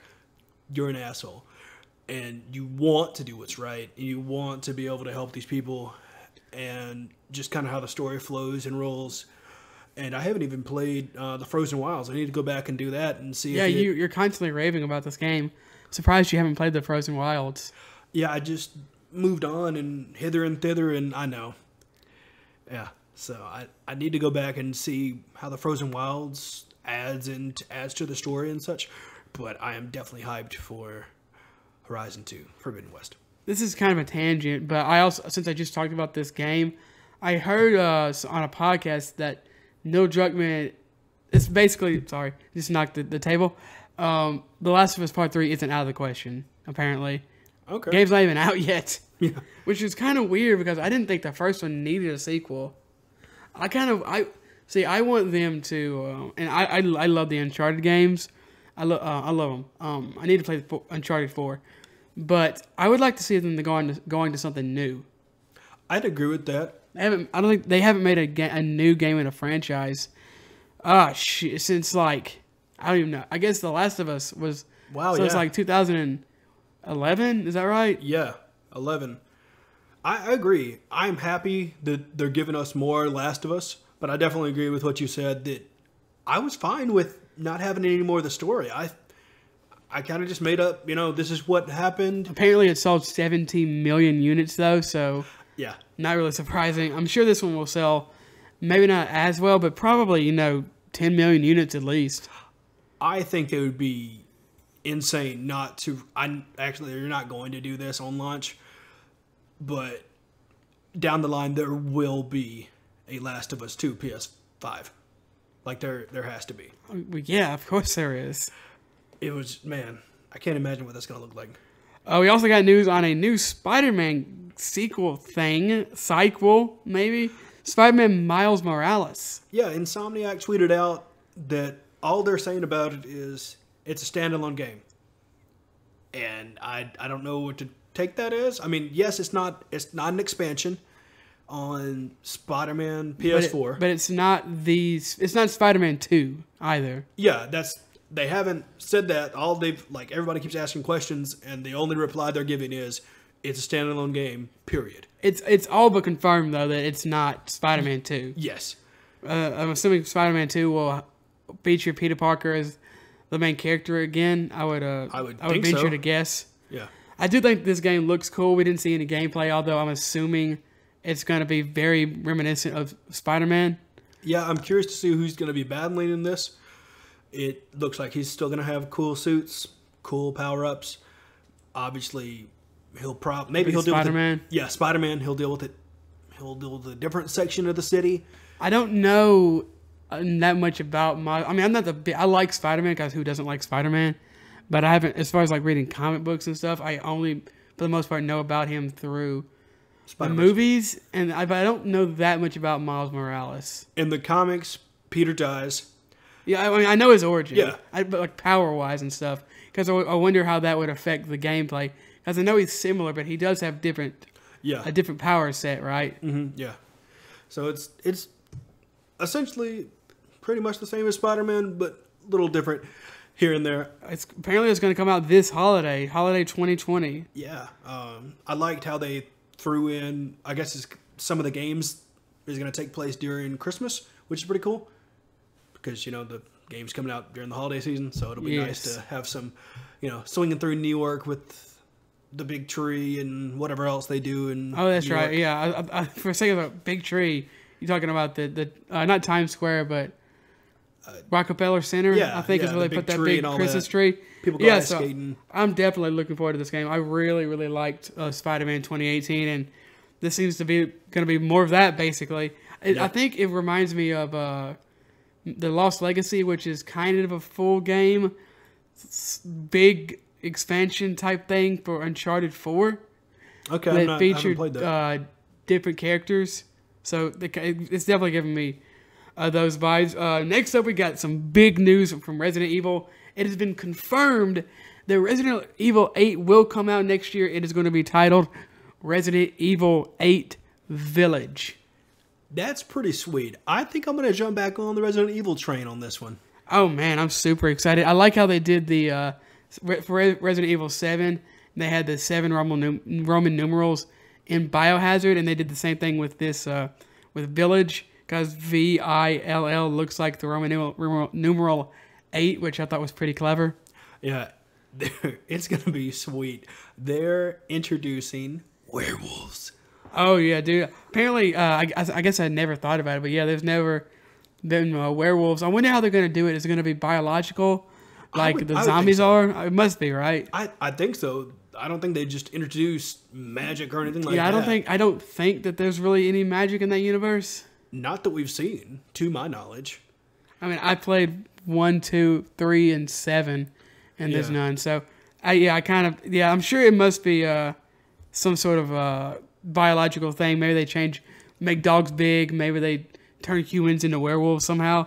But yeah, it's going to have a feature. We know Chris Redfield from a lot of the games, and Ethan, who was the protagonist in the last one, which confirms more of the rumors because it was confirmed that it's going to be Ethan as the protagonist. I don't think we know that it's if it's going to be FPS or not, but I kind of assume since it has Ethan that it will be. Yeah, I'm definitely curious to see what the combat's going to be like, and just a little more. I want to see what the setting. I'm sure the combat is going to be like Resident Evil. Well, yeah. If it's like Resident Evil, if it's first person, it's going to feel like Resident Evil 7. If it's third person, it'll feel like the RE2 remake. Yeah. I want to see what setting it's going to take in, though. If it's going to be at a mansion or... Well, I mean, it showed kind of the setting. It's going to be in a village. We know that. Yeah. We know that for sure. I got some Resident Evil 4 vibes from this because, of course, the village thing, it seems very kind of dusty and brown, which is the aesthetic, of course, that Resident Evil 4 has. Also, Chris is like weirdly thick.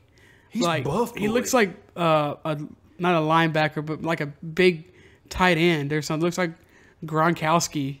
I wasn't really paying. I was kind of, not really paying attention. I thought it was for some reason dang, what's his name? Top hat, big boy. Mr. X? Yeah, I was like, what is Mr. X doing in this game? No, he dead, dude. I killed him. That's why I was so confused. At first, I was like, that's a big boy. I was like, oh, it's Ethan. Have you played the remake? No, that's not Ethan. Chris is the big one. Ethan is the guy laying on the ground that he's talking to. Okay, yeah. I haven't played the remakes, no. Okay, yeah, I definitely recommend. I mean, they remade one on the GameCube, and then they like upraised it and made it a little better for the PS4. That's excellent, and I recommend you just play all three of those remakes. And they never remade 4, but I'm kind of assuming that they're going to. But I think the rumors of 2022 are probably pretty accurate on that. But yeah, I'm super looking forward to this game. I've fallen head over heels in love with this series. It's so dumb and weird and goofy and Japanese, but also creepy and spooky in a way that really no other games are doing right now. Yeah, definitely. Unless we happily get a Silent Hill game in 2021. But even Silent Hill is different, than Resident Evil. Silent Hill is like it never felt as... It was always, strange like Resident Evil, but it never felt like it had the camp that Resident Evil has that I love so much. So I appreciate them for different reasons than other horror games. That. A horror game can be good, but it's probably not going to be this, like Resident Evil. Resident Evil is so different, and I do think that it looks like there's going to be maybe like a village with a big mansion in it. So, like you were saying earlier, you were wondering what the setting is going to be. It's going to have a mansion. It looked maybe like that's what is going to be where Chris and Ethan were. So, super looking forward to that. It's going to be sweet. Hope we get to go to that big castle in the background. That's going to be coming out in 2021. I think it's probably going to come out early 2021. That seems like it's been...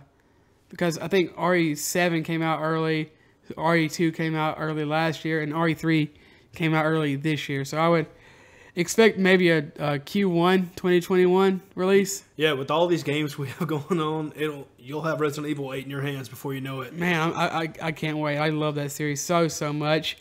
And then next up we got something that's, a lot of people play. I know it's one of PlayStation's best-selling games. I'm just not that interested in it. Gran Turismo 7 has been announced.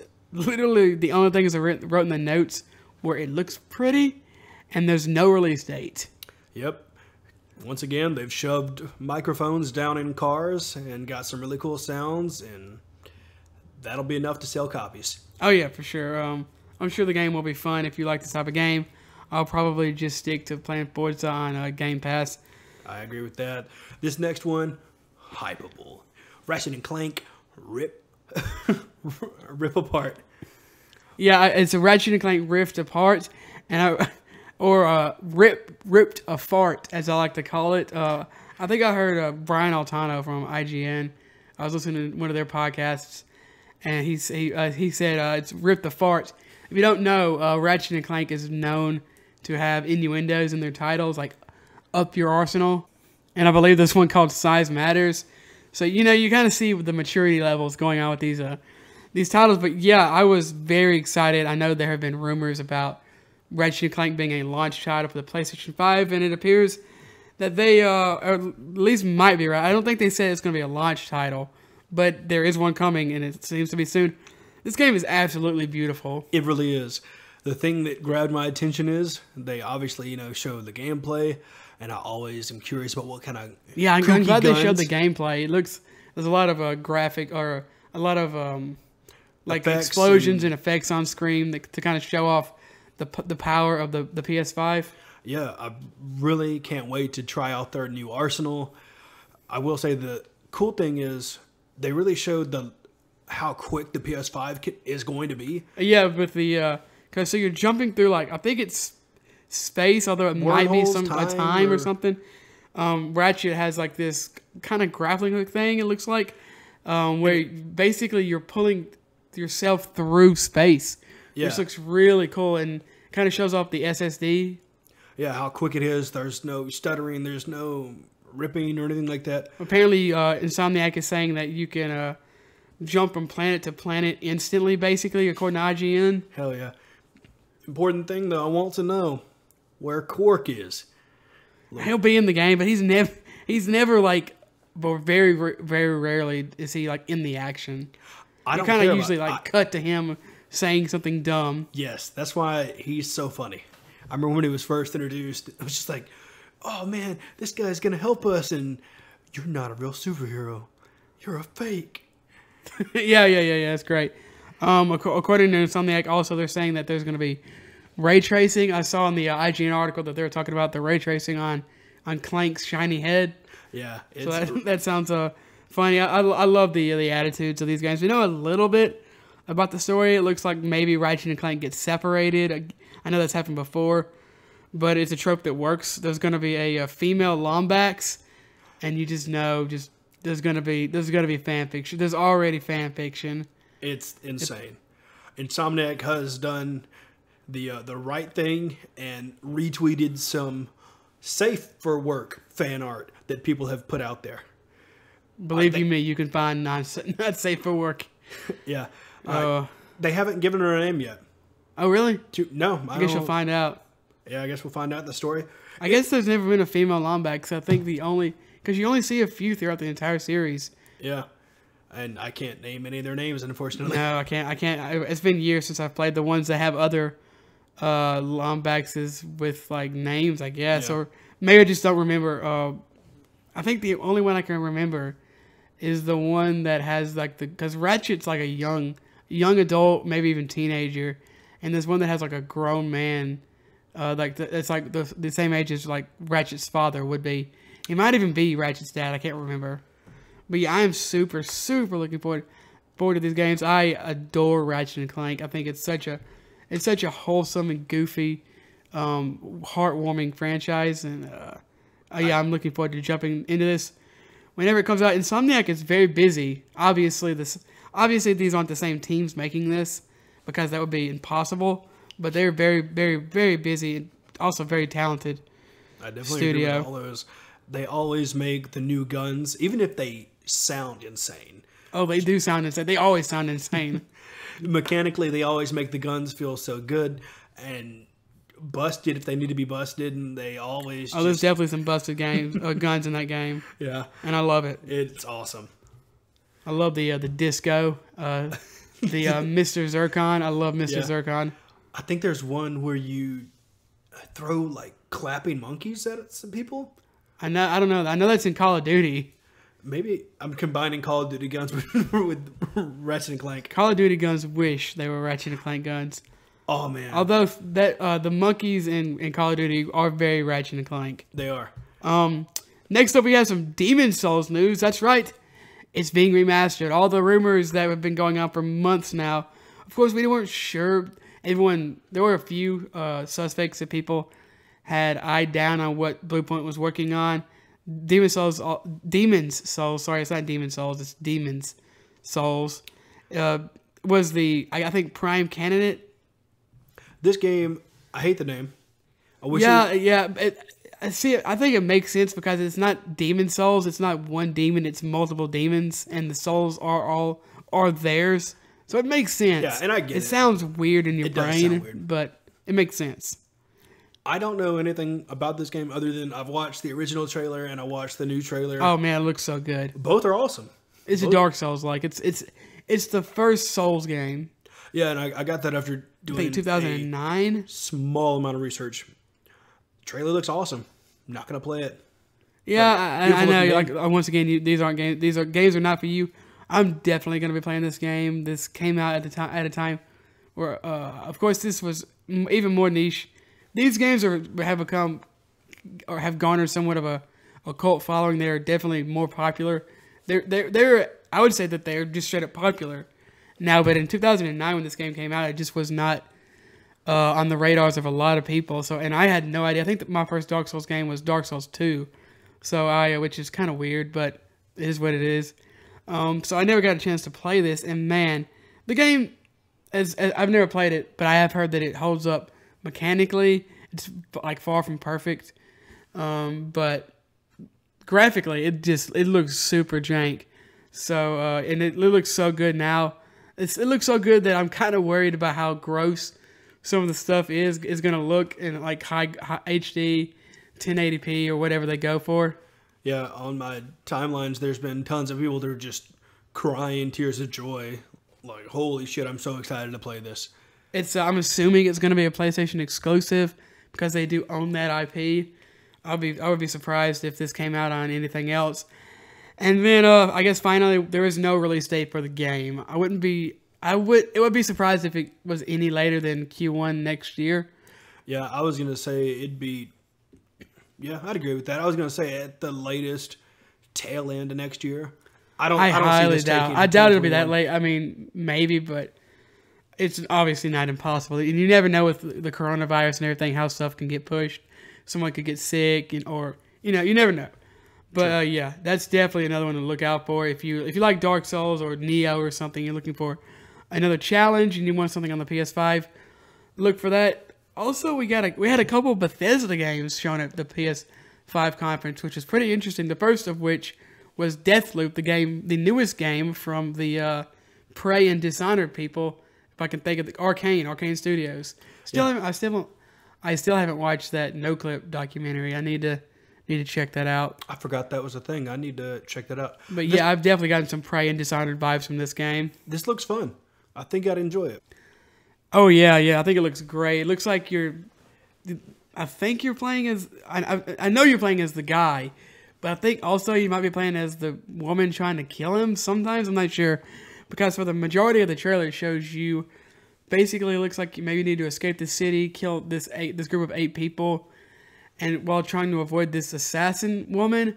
But then at the very end, it looks like maybe it swaps perspectives to her. So I guess we'll have to wait and find out. I think this game has a lot of style. I love kind of like the 70s aesthetic, very 70s James Bond-esque music and coloring and everything. Has the vibe of a secret society trying to do things that other people can't do because they have money and power and everything like that. Yeah, there's some of that. There's some of the powers that are very Dishonored and Prey, especially Dishonored. This comes out holiday 2020 also, so I look forward to that. I am definitely picking this up. Yeah, it's going to be on PC and PS5. Oh, we got it. Okay, yeah, that's right. That's why I wrote that down. Also, it's interesting that it's a PS5 console exclusive. That's interesting. Yeah. Next up, we got Sackboy: A Big Adventure. This is basically a 3D platformer Sackboy game. There's no release date. That's it. Let me look on this. Let's go look at the IGN article again to see if I missed anything about it. See if they have anything else to say. It almost feels as if they're trying to make Sackboy into like a Mario. Yeah, that's exactly what this is. It's a 3D platformer. Yeah. I think it looks fun enough. I never was a big Sackboy fan. This could be fun. In fact, I would probably like this more than the old Little Big Planet games. Yeah, those were not fun. I played... A lot of people liked them, but I wasn't into the whole build your own world thing. As much as I like Minecraft, I agree. I was not a fan of that. But they're just not the same. I mean, those aren't the same thing at all. But I mean, they have similar DNA. Yes.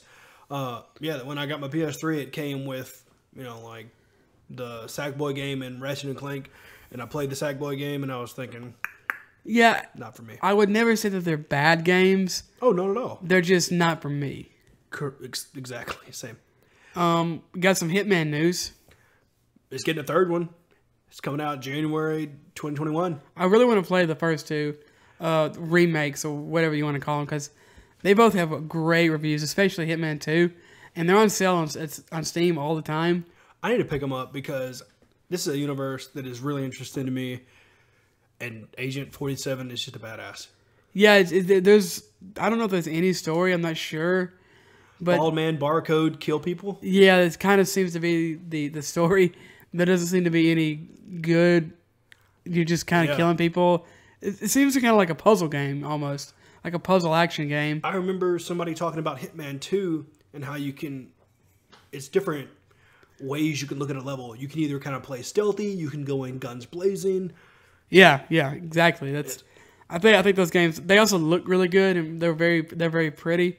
So I think I'm going to be hopping into the first two and then eventually I'll get to the third one. I'm sorry.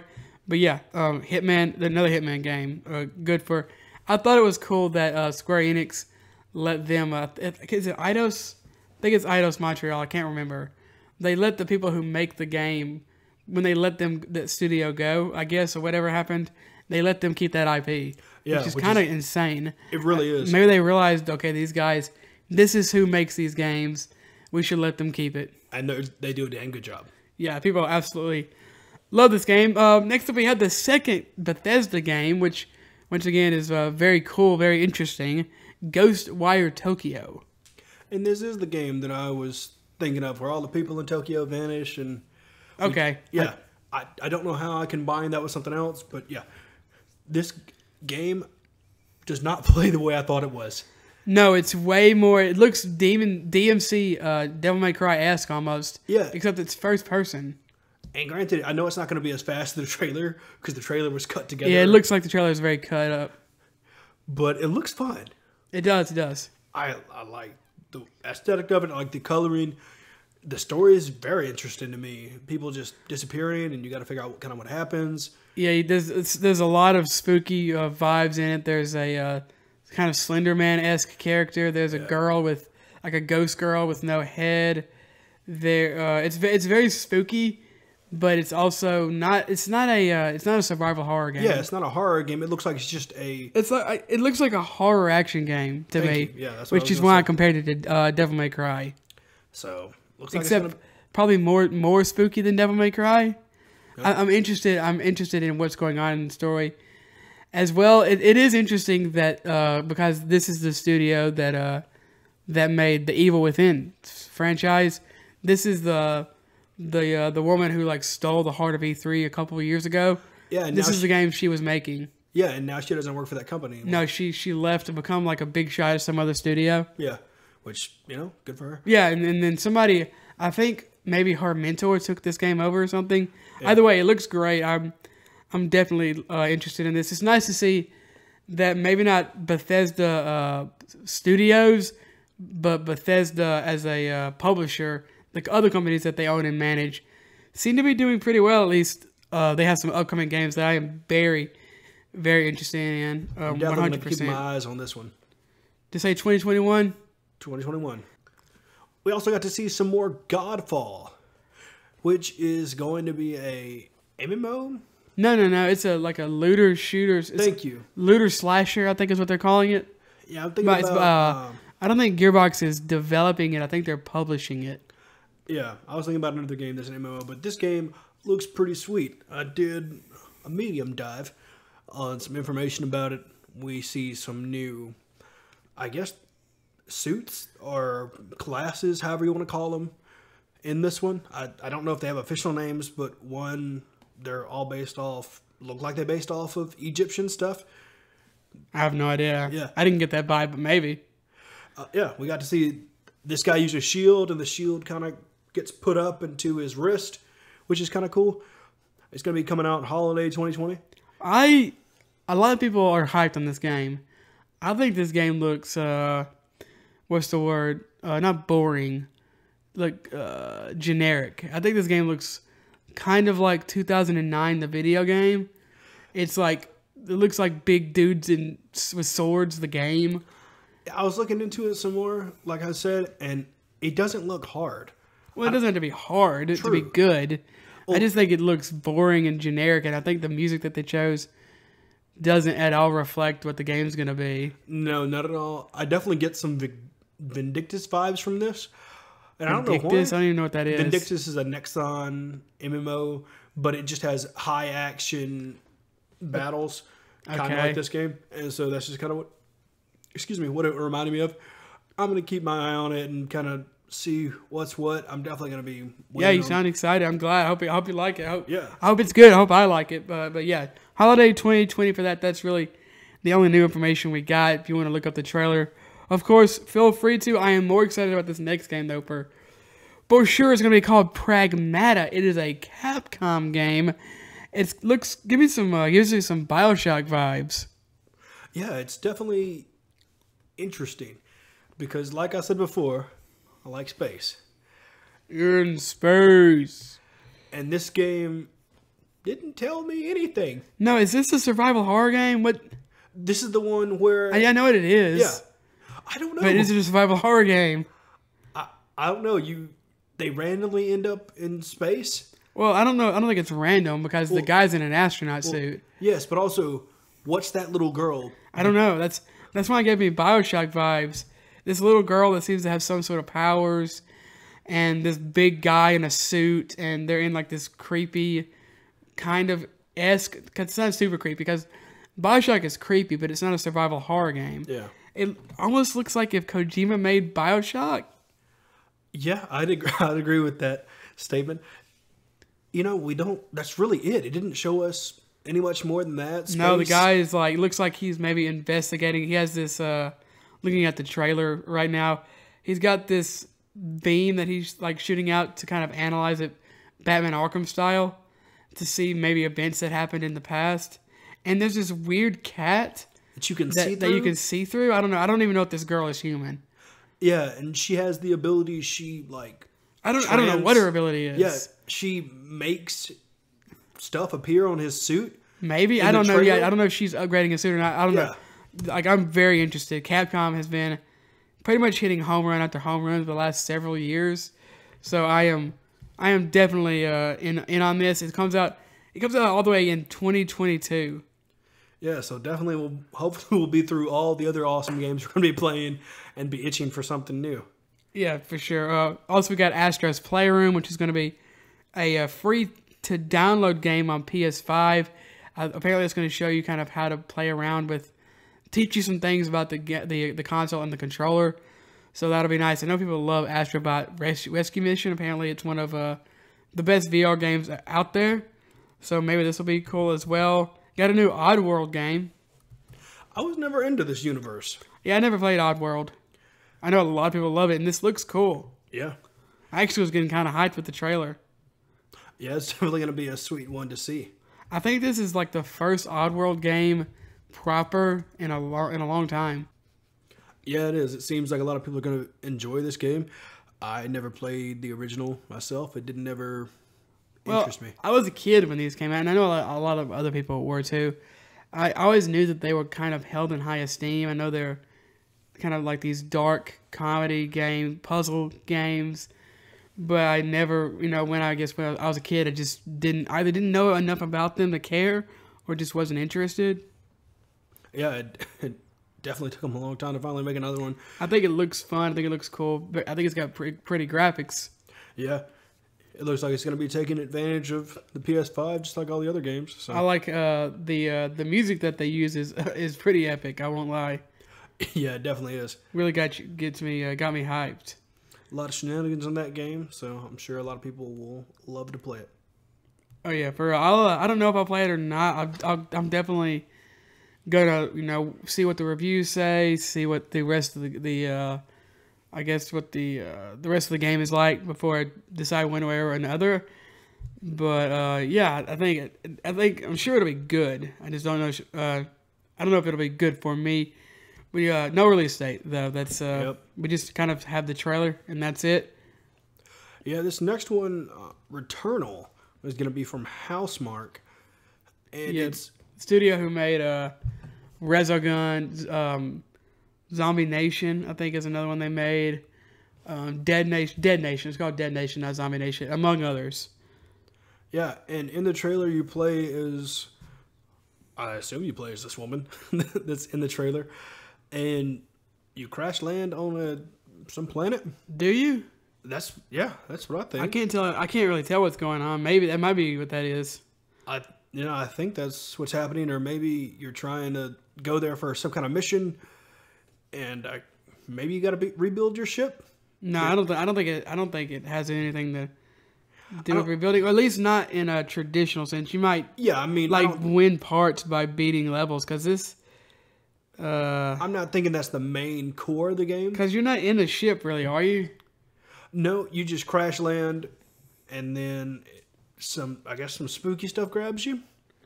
It also, like, the gameplay looks it looks like it might be like a twin stick shooter, although it's kind of hard to tell the way it's filmed. If it is a twin stick shooter, this will be at least 2 like super high quality graphical twin stick shooters shown in the last week or so. I think it looks interesting for sure. It gives me some the Resogun kind of vibes, although it's obviously different because you're not in a ship. You're on the ground. You're playing as a person as opposed to playing as a ship.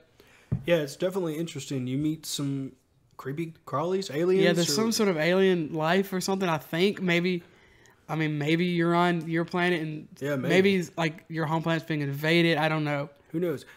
Looks like it'll be good. Yeah, I mean, I think it looks like it will probably be no worse than good. But I mean, there's no way to know, I guess, until it comes out. Once again, there is no release date for this. Destruction All-Stars is this next game. I'm not super interested in this game. It looks kind of like Rocket League meets Twisted Metal. Yeah, you get a car. It looks like you can mod the car. You fight each other in this Battle Royale team. I don't know if it's Battle Royale. Is it Battle Royale? I don't know. That's the vibe I was getting from it. I'm not interested in it at all. I think it looks... I'm not a big fan of the... it's kind of got the Fortnite aesthetic, just super in-your-face, colorful, but also kind of bland at the same time. Yeah, the only thing I'm interested about it is, in the trailer, the guy hops onto another person's car and hangs onto it. I'm curious about how that's going to work gameplay-wise, but other than that, that's really... I mean, it looks high quality enough, I guess, if that's what you're looking for. It's certainly not the worst looking game that we saw. It's kind of far from the worst looking game that we've seen this week. Yeah, like some of the others, no release date. A lot of these have no release date. This next game, honestly, I have no idea what it is. It might be, looks like it has some platforming, maybe a platforming action game. I'm not sure though. Looks like some creatures. There's this dog with some lava. There's a dragon. Probably some sort of like post-apocalyptic stuff going on. Square Enix has got a couple of games that we don't really know much about. Yeah. Again, no release date. Looks cool though. This next one is going to be Stray, and you play as a cat. Yeah, maybe. It doesn't really confirm it. But the only footage that it seems like, the only character that you seem to be following around is a cat, and it's called Stray. It looks like their humans are either all gone or they're rare or something, because I don't think that there's any humans in the trailer. No. There's some graffiti on the wall that says "Rip Humans." Yeah. So who knows? Looks like I'm not super interested in this game. But I'm prepared to have my mind changed. I didn't hate it. It looked fine. I just don't know what the gameplay loop is going to be. I assume there's probably going to be some platforming. Maybe you're crawling through. Looks like I said, there's no humans. Looks like it's some sort of post-apocalyptic. I've been saying this word a lot lately. Maybe it's kind of cyberpunk-y type of game. I don't know. I don't know what you're going to be doing as the cat, what the objective is. But people like cats, so I guess I look forward to playing that sometime in 2021. Kena, Bridge of Spirits. This game has got me more interested in the last couple, for sure. For the last few, actually. Gives me some Kubo vibes. That's a good movie. Yeah. Oh yeah, Kubo's great. It definitely gives me some Kubo vibes for sure. It's I like the art style. Looks like it's got some a lot of, obviously, Kubo has a lot of sword stuff in it, kind of Japanese-esque, obviously, because Kubo takes place, I think, in Japan. Yeah, this is going to be a 3D action style game. At first, I thought it was just Pikmin. Turns out it's not just Pikmin. Looks like it's going to have some heart to it. You saying Pikmin doesn't have heart to it? I can't speak to Pikmin. I've only played probably an hour of the first one, so I can't really say one way or the other. But Pikmin probably has heart because he's in Smash and he be clapping people. Everybody in Smash it's from a great game. I forgot what we were doing. Oh yeah, Kena Bridge of Spirits. Yeah, it gives me Kubo vibes. There's no release date, although we do know it's a PS5 exclusive. The game looks fun. It looks like you're going to run around doing some puzzles, fighting. Like I said, it's a 3D action game. You do have a sword. I don't know if you know anything about like getting different weapons or anything. You command somehow these little like black furry creatures. Yeah. Which is where Jordan got the Pikmin from. Yeah, they help you out along the way. At the cutscene of the trailer kind of shows a cut up of what you're going to be going through in the game. You're kind of meditating with the little black fluff balls. They kind of remind me of the Soot's balls from Spirited Away. I've never seen that movie, but I should probably see it. Yeah, I could see. I guess I could see where you would get that from because I have seen that movie. Goodbye, Volcano High. It's this weird animal high school crap thing band. That's what I've written. This guy, I don't like it. I really, really don't like it. It's like a kind of obviously it's a story-based looking game. It's got these anthropomorphic animals that are high school emo kids. Maybe you start a band. 2021. That's what you gonna get this. This kind of seems like a Jordan game. I'm trying to move away from these type of games so that people won't judge me. This looks like a grosser version of Monster Prom without personality. Also, I don't need to play this because Monster Camp is coming out soon. Oh, you're gonna speedrun? Monster Camp, probably. Oh yeah. Yeah. But you're not going to speedrun Monster Prom. No. Too many decisions. Gotta try to get the Cthulhu. Did you ever get someone to go to prom with you? No. Are you serious? Yeah. Sometimes I play it and I don't talk about it on the podcast because there's nothing happening. So you've never beaten the game? No. Wow. No one wants to go to prom with me. You want to just move on, so... Yeah, that's something that confuses me even more. We just got a few more games here for this. Most of these, or I think 2 out of the 3 of these don't interest me that much. Jet the Far Shore, is that what you're talking about? Yeah, watched the trailer 4 times and don't know what the hell. Yeah, it looks like it's coming out in 2020, this year. It's a space exploration game. Looks like you're like leaving the Earth to kind of form a colony type thing. Yeah, it does a time-lapse speed through space, year 1 to year 300 or whatever. And I guess it takes you that long to get to the planet. I'm assuming it looks like it's being described as where you're trying to save humanity from oblivion or something. Yep. A lot of space games. Yeah, a lot of space games. We'll see how that turns out. Solar Ash is another game we don't really know much about from the developer of Hyper Light Drifter. It's coming out sometime next year. It's very vibrant pink and light blue, purple colors. Don't really have much gameplay. Yeah, maybe like a 3D action game, maybe. See, I was thinking it was like an action Metroidvania. So it was definitely not. Well, I guess it could be a 3D action. Yeah. I mean, 3D Metroidvania. I don't know. Who knows? We'll let normally, you know. although 3D Metroidvanias are almost exclusively AAA games. Maybe this is like a 1A game, and it'll. I mean, I think this is called indies. we have plenty of those. We have plenty of, Metroidvania indies, but this is a 3D game. This isn't like a traditional Metroidvania, although it is certainly possible. We also have Bugsnax, which just looks awful. It's by the director of, or the developer, excuse me, of Octodad. It's coming out this year. It looks really weird and kind of disturbing. It's not the worst game we've seen, though. We'll talk about that one later. later. It's the second worst. Second worst.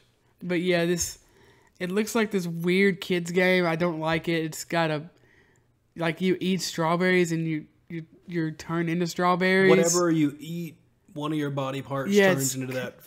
I don't like it. It's weird. I really, really don't like it. Yeah. Also, don't forget about Little Devil. Yeah, I just wanted to talk about that last because that actually looks interesting. It does look interesting. So, Little Devil Inside is a game where it looks like there are two different characters that were revealed. You got one guy who's like a young, maybe in his 20s, running around doing all these adventures, scaling mountains, fighting powerful creatures, and then it flashes. I don't know if it flashes to a different time or if it shows us a different area, but it seems to be maybe a butler of some sort who's doing much more mundane tasks. You know, just doing everyday, going to the bathroom, walking around the house, doing chores, shopping for groceries, and then it'll flash back. So I don't know if it's, you know, him when he was younger, if it's him dreaming, kind of like Walter Mitty. Yeah, the vibe I got from it was it's all the things. You're either reminiscing about the regrets you have in your life as an old person, or you. I don't think that's a good way to put it because it's not really. I mean, like you're shoulda, coulda, wouldas. Yeah. Okay. You're thinking about. If we're even assuming that these are shoulda, coulda, wouldas in this universe. Yes. Because maybe these are things that don't exist. Maybe because there's big monsters. We don't know. Maybe he just has an overactive imagination. We're not sure. It looks kind of interesting combat wise as well. Kind of not really hack and slash. Definitely action though for sure. Don't know when it comes out. No release date. We just know it is coming to PS5. I like the art style. It's very unique, kind of paper mache-esque. Yeah, I want to see more about this game and see what exactly is going to be going on in the story. Yeah, for sure. Like we just discussed, there's definitely several different options. It could be real. It could be his past. It could be him wishing he had done things like Jordan was talking about. But I think all those sound interesting to me for sure. It definitely seems like it'll be an interesting palate cleanser. But got one more thing that we need to talk about here in the PlayStation 5 event, and that's the PlayStation 5, which was finally revealed. PlayStation 5 Wi-Fi Router Edition. Yeah, isn't that something? Which one are you leaning more towards? I don't know. I definitely like the way because they revealed two different versions, the all digital edition and I guess more of a classic edition that does have a CD drive. I don't see. What do you think about the way it looks? I'm fine with the way it looks. I want to see. I know some people have photoshopped it on its side. I want Sony to show me not just a picture, a video of what it's like actually laying down. Yeah, that would be nice. I want to see if it's flush. I want to see if it's going to be rocking. There's no way it's rocking. I know there's no way it's supposed to. Maybe it is rocking. though. Yeah. I want to see how the temperatures do. I'm not worried about any of that, but I mean, not really. Obviously, it's possible because what happened with the red ring of death, and I was one of the only people that had the, like, I don't know what you call it, like the yellow dot of death that killed my PS3. And I never had a red ring of death, but I had that, which was really strange. I don't mind it. I don't love it. I would definitely rather it be more kind of industrial, like I like the way the Xbox Series X looks more. The refrigerator, it just looks like a PC. Yeah, it looks. People saying it looks like a PC.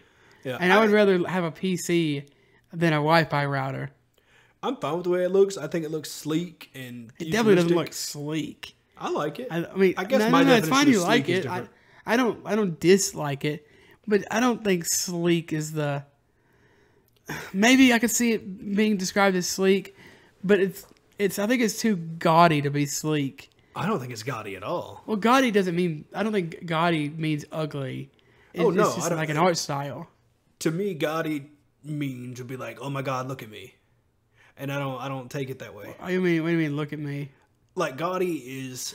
Wait, you mean like, look at me, look at me? Yeah. That is exactly what that... It's a big white, like, legitimately foot-tall Wi-Fi router tower. That is like describes that console to a T. Maybe Sony did it because it's so different looking than the Xbox. Because they've been designing this thing for years.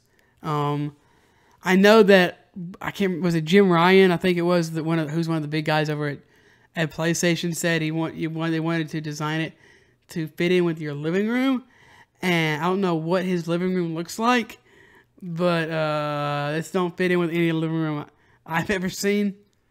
Yeah, say what you will about the way it looks. I don't mind it. I kind of like the way it looks, but it's not gonna fit into anyone's aesthetic. Yeah, I guess it depends on your personal aesthetic. No, not anyone's living room. I could see it fitting into some people's. No one that I would hang out with. Maybe an architect's living room. Somebody that has a unique.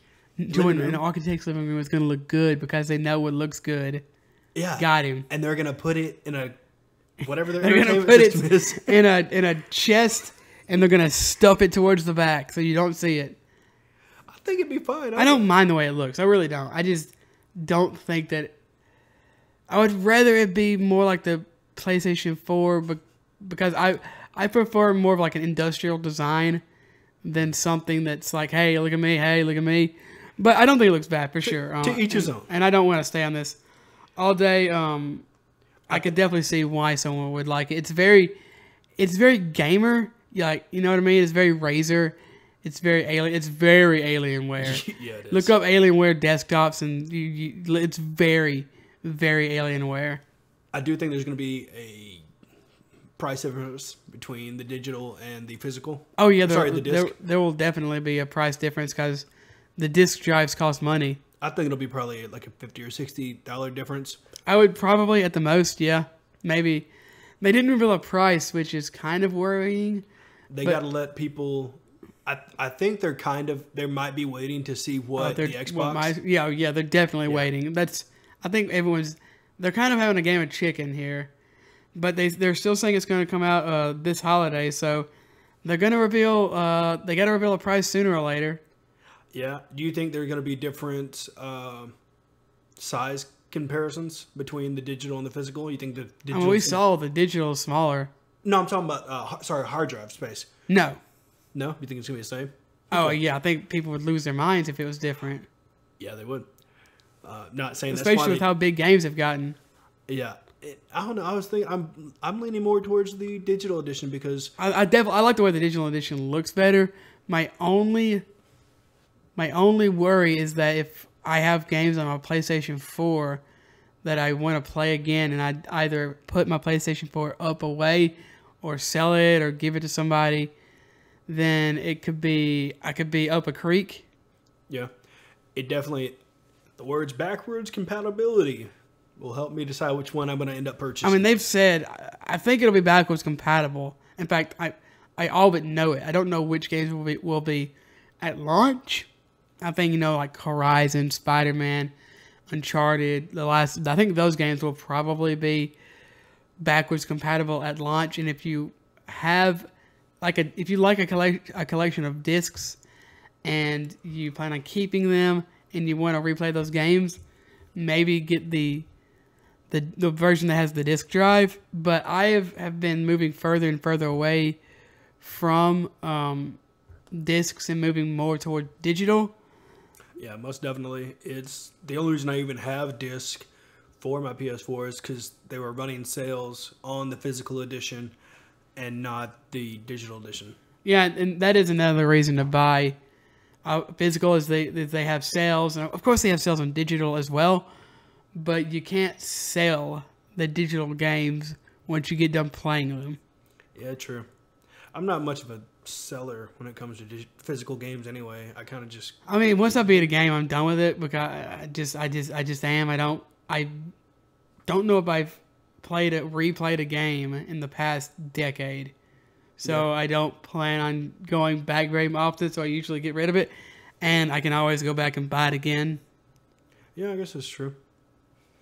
So and, puts a little cash infusion into your pocket. Yeah. Also, like we said, there will probably be a price differential, and that if it's $50 or $60, that's a game, you know? Yeah, that's definitely true. I want to see more. I can't wait to see more, but I'm happy with everything they've shown. Yeah, I would agree. I think that it was overall a very good, very solid conference. Resident Evil 8, Horizon, I almost said Zero Dawn, that little devil game. There were more than a few games that I'm looking forward to. Yeah, it's definitely going to be a sweet year for Sony. But moving on from the PlayStation 5 event to the Guerrilla Collective, which was I thought this, for some reason, I thought this was Sony's Guerrilla Studios, the people who made Horizon Zero Dawn, putting on I don't know, why would you name it the Guerrilla Collective if it's not Guerrilla? I cannot be the only person who thought this. Wonder why they did name it the Guerrilla Collective. I don't know, but it's a collaboration between Kind of Funny and something else I can't remember. And they released a lot of games.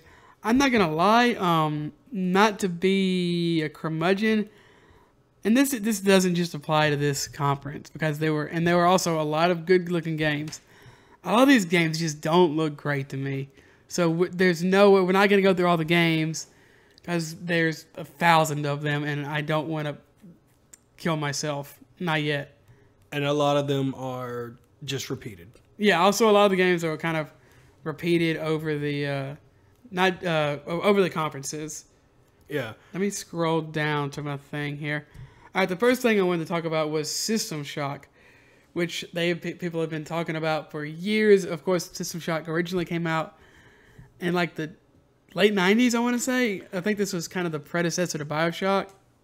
Yeah, it's not something I ever played myself. No, I was very young when it came out. But, I'm sure people are happy for it. Yeah, it's going to be rebuilt on the Unreal Engine 4. There was a demo teased, but we don't know, I guess, a date or if, I guess, technically the demo is even coming out. Yeah, I watched some people play a little bit of it, but definitely not for me. I don't know. I don't know. I guess we'll see. It's going to come out on Windows Linux. That's nice for all you Linux heads. PlayStation 4, Xbox One, and Google Stadia. All right, that's a surprise one. Yeah. Cataclysm. This page is unresponsive too. I don't know if it's because I got 50 tabs open. Now you know how I live my life all the time. Kind of constantly refresh the pages. Yep. They just go to sleep. I can't do it. All right, we got Cataclysm next. We got which is another card-based kind of RPG-esque game. Yeah, it's gonna be. You're gonna be battling the 4 horsemen of the apocalypse. Yeah, procedurally generated. Of course, cards immediately attract me to the. I love card-based mechanics. I know Jordan definitely does as well. Yeah, this is one that I'm gonna keep my eye on. Hopefully, I won't get too carded out with all these. I swear, every conference had some kind of card game. That's going to be available on Windows, Mac, Linux again, iOS, Android, PlayStation 4, Xbox One, and Nintendo Switch. Baldur's Gate 3. There's going to be an early access demo in August. Hopefully. Yeah, they literally said maybe. Which was funny. Also, I want to be the guy that walks around an office with a bow on his back. Well, I mean, everyone wants to be that guy because that guy's the boss. Oh man, Ryan said that he probably fires people by shooting them in the head with like a Nerf arrow or something. Be like, get your shit, get out. No, he doesn't say anything. He just shoots him in the back of the head with the Nerf arrow, and they just know. Out of here. Baldur's Gate's gonna be available on Windows and Google Stadia. Dude, that's like 3 games on Google Stadia. I know, isn't it awesome? All in all, not on this conference. Yeah. Just all in all. Yeah, I'm sure they're very happy. I'm interested in Baldur's Gate 3, definitely. I don't know. I need to do, I guess, some research to figure out if I should play the first 2 or not. Looks interesting. Very much like Pillars of Eternity or something. Yeah, it's definitely going to be sweet. I love the Cthulhu-looking squidbillies in there. I think they're squidbillies. What the hell is a squidbilly? A person that looks like a squid. It's a squid person. Yes. Squidbillies. See, you got me convinced that Squidbilly is a term that, like, somebody used in a famous book. Squidbillies? But it's just something you made up, like, right now. I don't think I made it up. I'm pretty sure there's a show called Squidbillies that was on Adult Swim. Oh, yeah. I forgot about that. There were squid like hillbillies. redneck squids. Wedneck. Redneck squids. That's cool.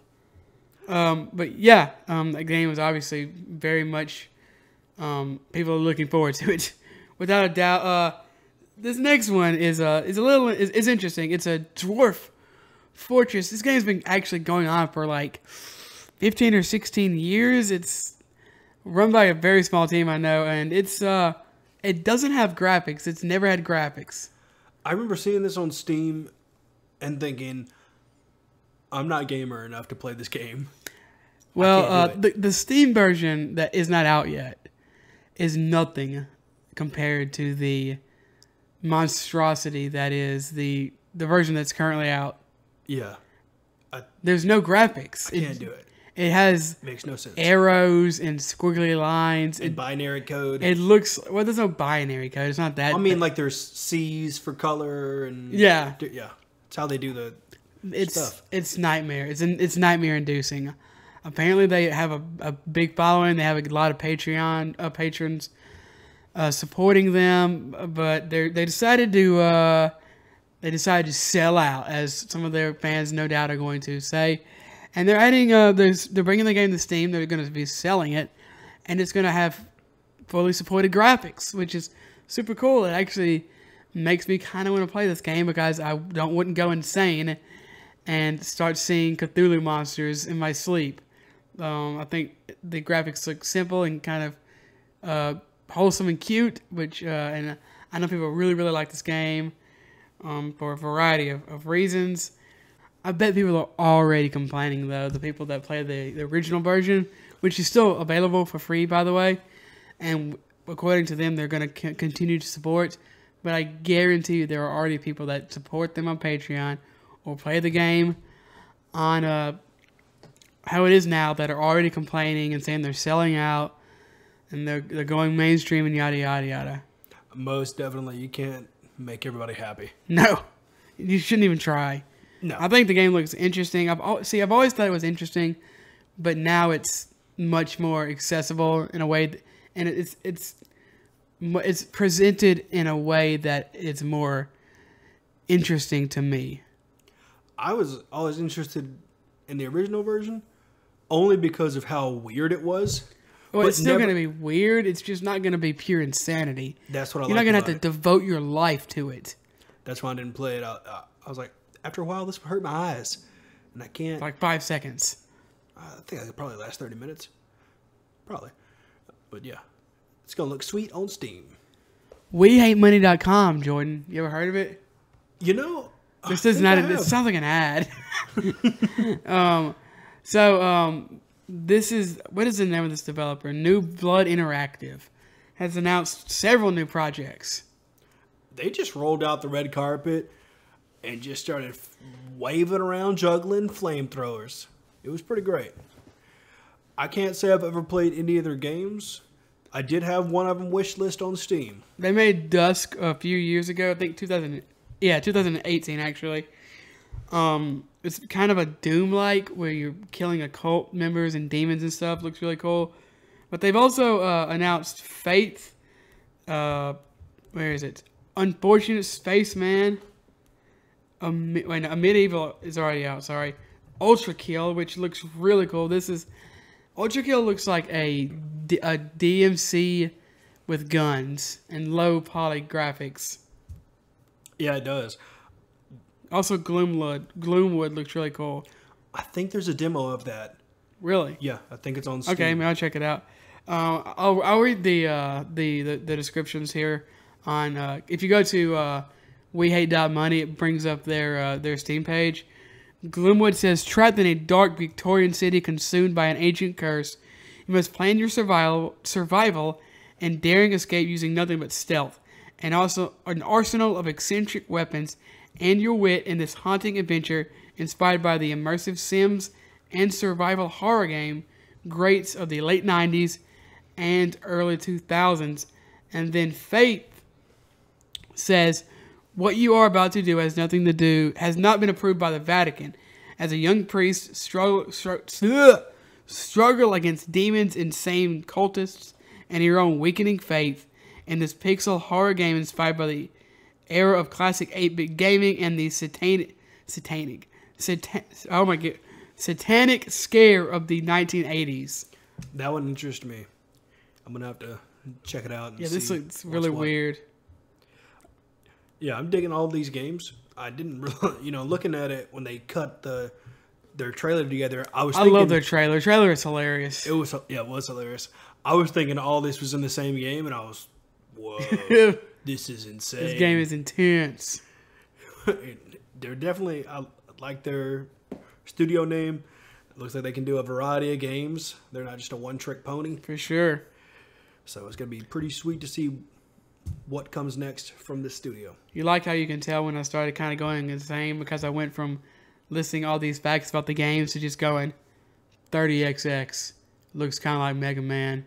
Oh, yeah. Thank you for... I did like the third hour of doing these notes.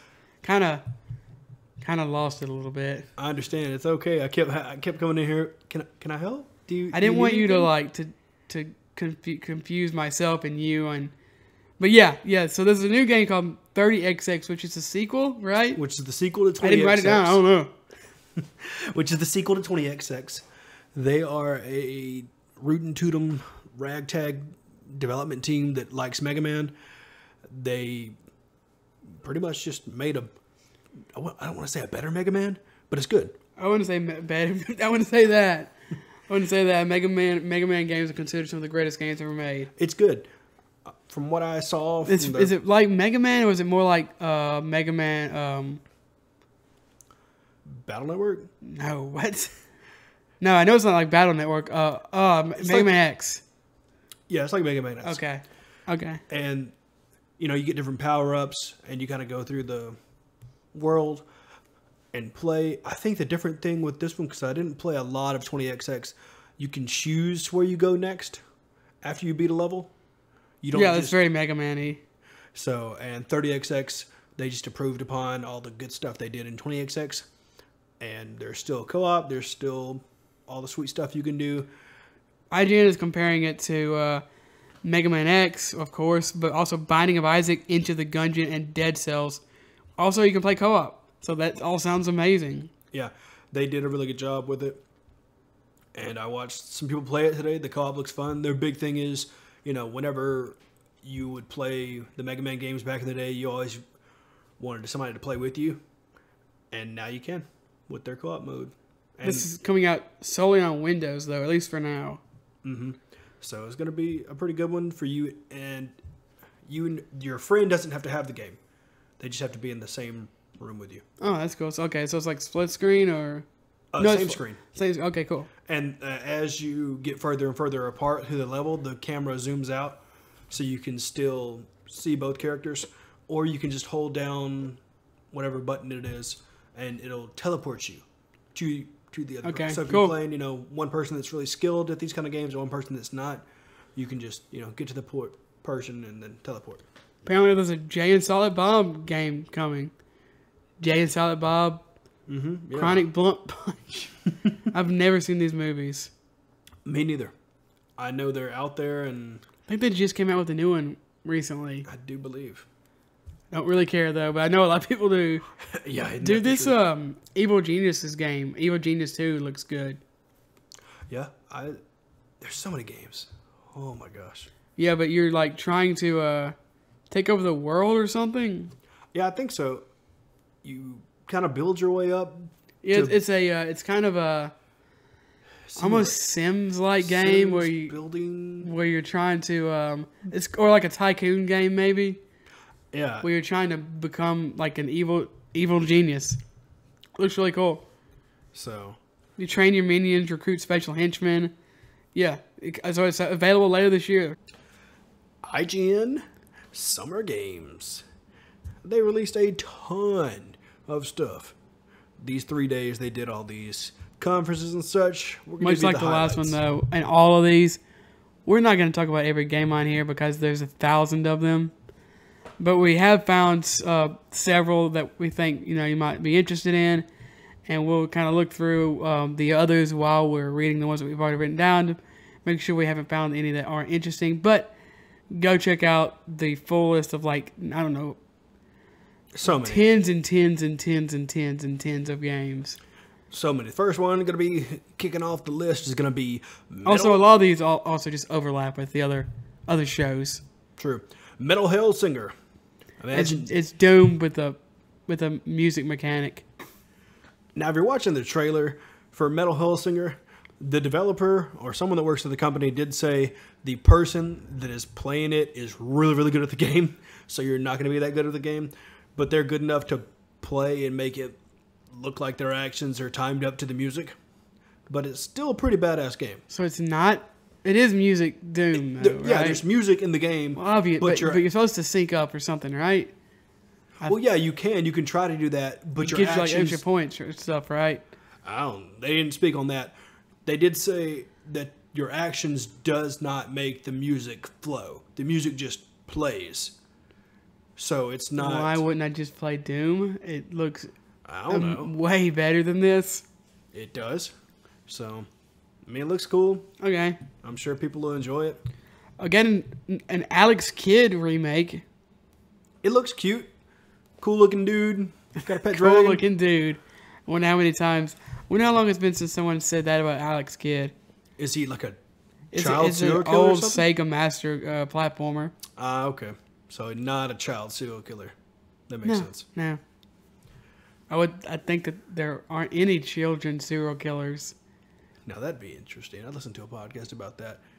Well, platformers. They're fun for everybody. What do you think about this Demon Turf game? Have I thrown you off? I see what you're talking about now. This wasn't in our notes. If it's not in the notes, man, if it's not on the teleprompter... It doesn't exist. It doesn't exist. It looks interesting. I do like bright, colorful, retro-style games. Is it a retro-style game? I mean, it's not modern, at least art-wise, but it's not really retro either. That's what... I'm not super interested in this game, but it's unique. I'll give it that.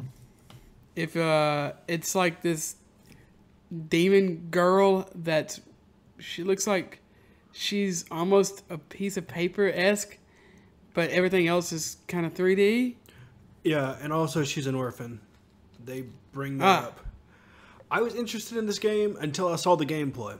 The story looks cool. There's turfs. You got to battle the gangs, and I didn't even know it had a story. Yeah, you got to battle the gangs to fight the bosses. That's not a story. Of the gangs, and the gangs are the bases. Like, the bosses are the bases of the gangs. So, it looked interesting until they started playing it, and the developers started talking. The bosses of the what? Yeah, at least that's the bosses of the battles of the gangs. The bosses of the gangs are the bases, and you fight the bases. So it's like big monsters? Yeah. Okay. Okay. I think one of the people or one of the gangs, their base is like in a hermit crab or whatever. And now I understand. Yeah. Or something like that. Like they're beings that are running the shindig, and you go to fight them. Okay. Yeah. And they're like, no, you're not bad enough to fight me yet. And then you got to go do stuff. After a while, maybe just start fighting them. I feel like that's not their choice. That's true. I mean, they might wallop you, but... Yeah. After a while, I just stopped listening to the developer because they kept droning on about, she's an orphan. I feel like that happened a lot during some of these conferences. Especially I think the IGN conference had a little too much of the developer input when I just kind of wanted, for the most part, except for some... If you're talking about Resident Evil or Horizon or something, yeah, like a 5-minute, even 10-minute interview for a couple. But I feel like they had just several 15, 20, 30-minute long interviews with developers that no one cares about. There was a 25-minute interview developer Skype game overplay of Boyfriend Dungeon today. And I watched it all to see if there was something interesting for y'all. Not. You're so jaded. I thought the game was cool until I heard people speak. They're just like, Boyfriend Dungeon. Basically, they came out and said it's a game for lonely people. It is a game I can where just go play Hatoful Boyfriend. Or and date sexy pigeons. Or Doki Doki Literature Club. No, that is no. Yes. No. I mean, yes, play that game, but don't expect it to be that kind of game. But I mean, yeah, that game, I remember, I swear I thought the game came out like last year, but then you told me that it's been in development for like 4 years. Yeah, one of the ladies was saying how it's been in development for 4 years, and you're fighting TVs and cell phones as enemies, and you can choose to keep your demon boyfriends, whatever they're called, as they're like weapons, right? Like Soul Eater-esque thing. And she made it clear, you know. No, she didn't say Soul Eater. Did she? No. Did she ruin Soul Eater for me? No, not at all. She did make it clear, and granted, people can do whatever the hell they want. She's like, there's boys, there's girls, there's what the word she used? Non-binary. And she was just like, there's all these people you can date and this and that, and also it's like what's the gameplay like though?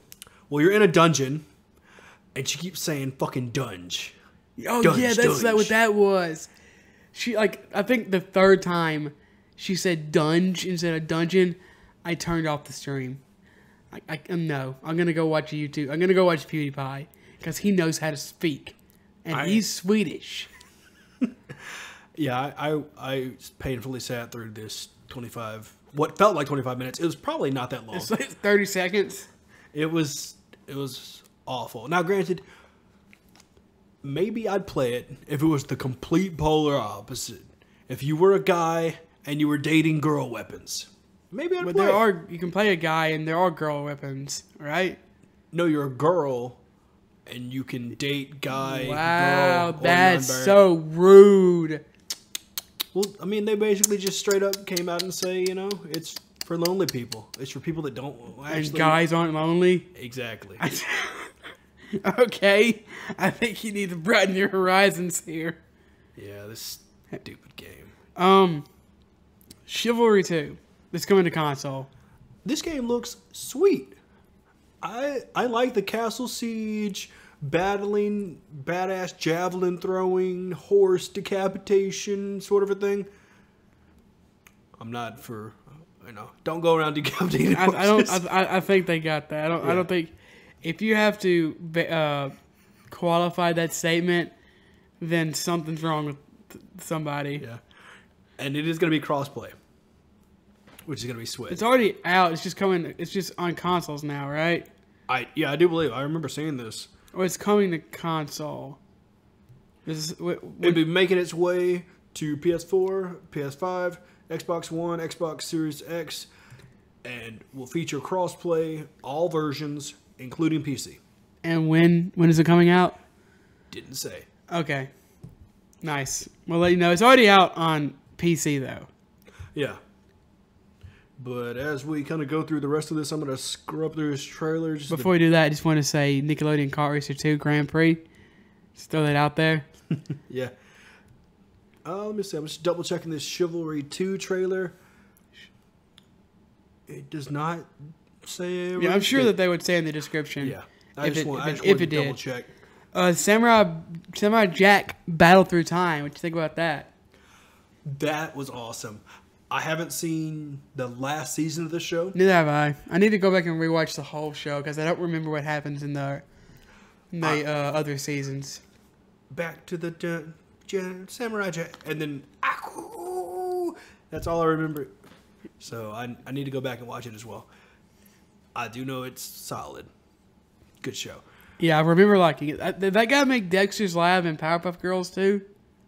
I think so. Let's just say yes. I'm okay with that.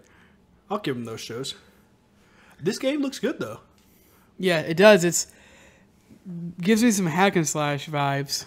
Yeah, I was watching him talk about it, and he was saying how people from Japan that they were working with when Samurai Jack. Because the studio is Japanese. The studio that's making the game. Yes, but the creator of Samurai Jack was on this stream talking about how they were helping make the game, and when Samurai Jack first premiered in Japan, he was having a meeting with them for something or whatever, and they pretty much said, "Hey, you did right. We understand you respect our culture. We love Samurai Jack." And he was like, "Thank you." He's like, "Dang, I was trying to make you mad." Because he was really worried about. You know, like Samurai Jack, it's badass. Well, he was worried about would it be, respectable. He didn't want to disrespect the Japanese or the samurai Who cares? Culture. It's cool. It's a good show. I mean, I can understand because you don't want to. I think that's just you want people to like your show, and if it's good, if it was like talking about awful stuff, yeah, they probably wouldn't like it, but it doesn't. It's good. So, but I can understand. People are they're protective of their work. They don't want to come across as an asshole as well. But the game looks cool. I'm looking forward to it. We got a little bit of gameplay, but not a whole lot. I believe he said it takes place after the final season. Yeah, I remember that. I was watching it while I was driving home and caught the tail end of it when I got back. Looks like a banger. I think it'll do two things. Be nostalgic for Samurai Jack fans and bring in a new generation to Samurai Jack if they haven't ever experienced it. So I think it'll be doing. Hopefully, it will get people to watch the show before they play the game. I agree. Yes, that's going to be awesome. All right, the last thing we have here in the IGN showcase is Blanco Block Party Bait Cancer. That's the only thing I wrote down. This is Cancer, the video game. This is a soulless, just garbage. A soulless money grab. It's absolute. I hate it. I hate it so much, and I'm not talking about it anymore. I'll just say one last thing. If you're a parent and your kid asks to play Blanco Block Party, buy them Fortnite. Yeah, I'll stand by that statement. I was going to say just hug them and maybe get them counseling because nobody needs to play this game. Let's get on to the PC show. Yeah, I like this show a lot as well. Yeah, they did a lot of things. Just quick. Here's the trailer. Here's the information. I just like the PC game show. It's been going on for several years now. I've always thought it was fun and entertaining. They don't usually spend too much time on one game. There's no fluff. Yeah. They just put it out because they know gamers got 5 screens, game on one, Discord on the other, some other bullshit, and then in a small little screen where they're not really watching the PC game show. Oh, no. No, they're watching PC game show in the middle, baby. Oh, okay. Maybe I'm a bad gamer. But they announced a lot of cool stuff. Obviously, the biggest banger, in my opinion. Is banger, is that your new thing? Seems like you've been saying that a lot. I just pick a word and kind of just go with the flow during each episode. Oh, I haven't noticed that. Yeah, figure it out on your crossword panel. Persona 4 Golden's on Steam, baby. Yeah, we already talked about it at the top of the show, but go check it out if you're interested. It's $20. Like I said, you can find it cheaper through other stores, and I think the deluxe edition, which is kind of weird to say because Persona 4 Golden is already the deluxe edition of Persona 4. Yeah, but this one, it comes with an art book. And the soundtrack. Yeah, okay. And so that's cool. For those of you that want the soundtrack to upload on your phone. I mean, you can go get it on, I think it's on Spotify and YouTube. So check it out. Torchlight 3.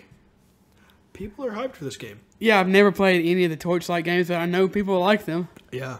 It's in Steam Early Access. So check it out. There was a lot of Steam Early Access or demos or different stuff like that, which is awesome. That's how I got to try out the game I talked about at the top of the show. Can't remember its name now. Yeah, it's going to include 4 playable classes, 2 complete acts, dozens of quests, a player-created fort feature, over 100 legendary items, and much more. That's the early access, not the full game. Yeah, it's going to be sweet. This next one is interesting. Elite Dangerous is getting a new update. That's just one of those games that just quietly is probably one of the bigger games in the world.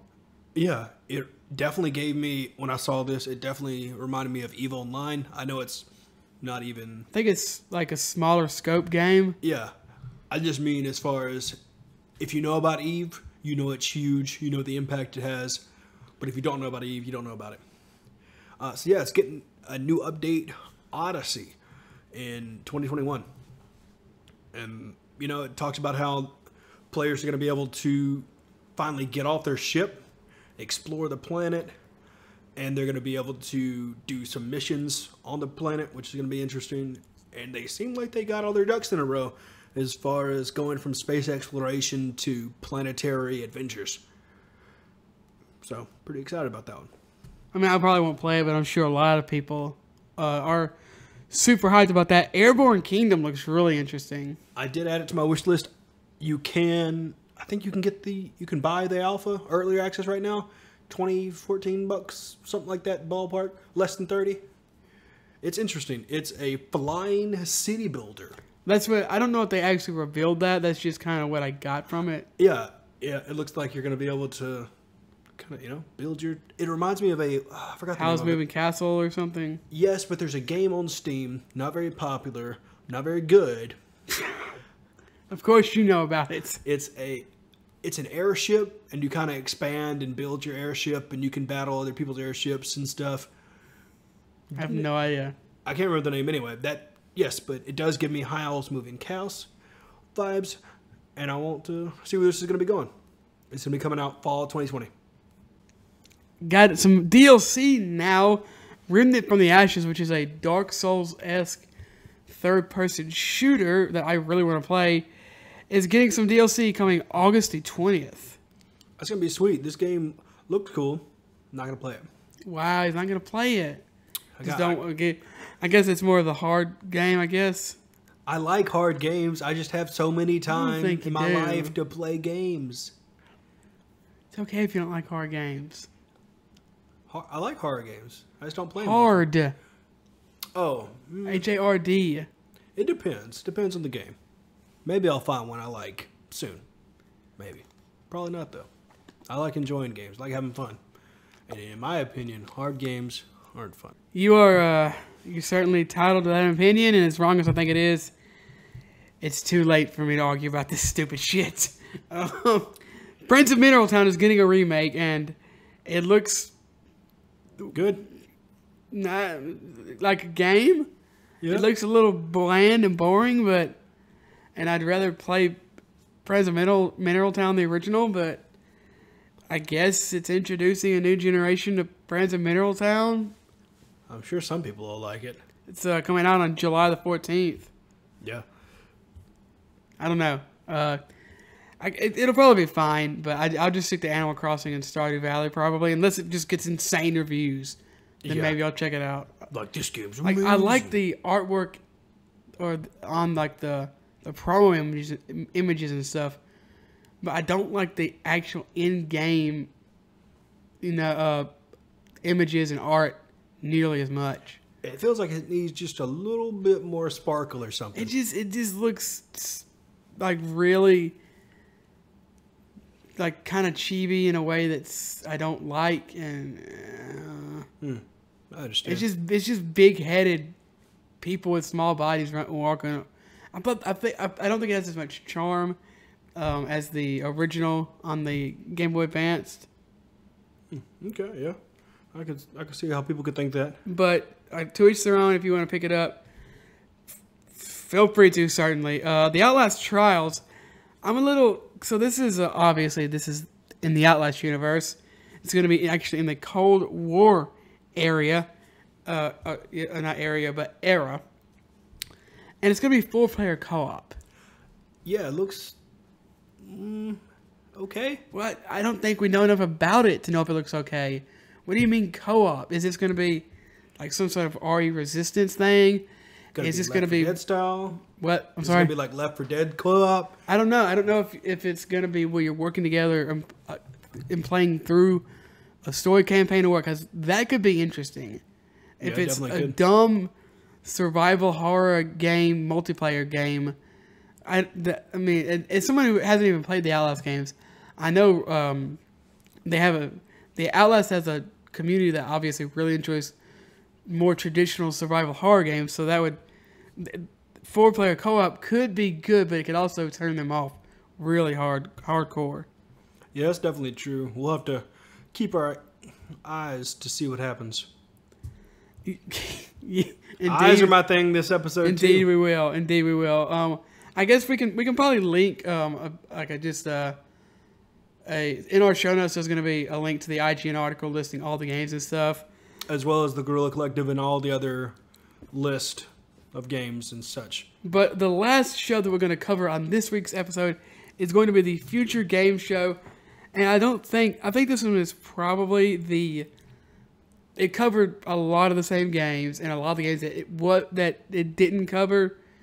I wasn't really interested in, so we are going to cover less of them. Isn't that the truth? Open up this Rock Paper Shogun article. So the first one we're going to be talking about is Seijin? Sigini. I don't know. I have it. All Guns Blazing. CYGNI. All Guns Blazing. I think this game looks dope as hell. It looks super fun. Now this is a like AAA twin stick shooter. Yeah, this looks like it's going to be a blast to play. Also, the trailer for this is pretty legit. It's so smooth how it goes from cinematic to just into gameplay. I like that. Yeah, it's going to PC. I think is that the only thing that's coming? Yeah, it's the only thing they said so far. I could definitely see this being a really fun Switch game for people, as well as... I could see this definitely going to the other consoles. Yeah, I don't see why not. Because you're going to play this with a controller. Oh, yeah. I can't imagine playing this with WSAD mouse. It's twin sticks. Yeah. You need sticks to play it. Yeah, most definitely. This looks awesome.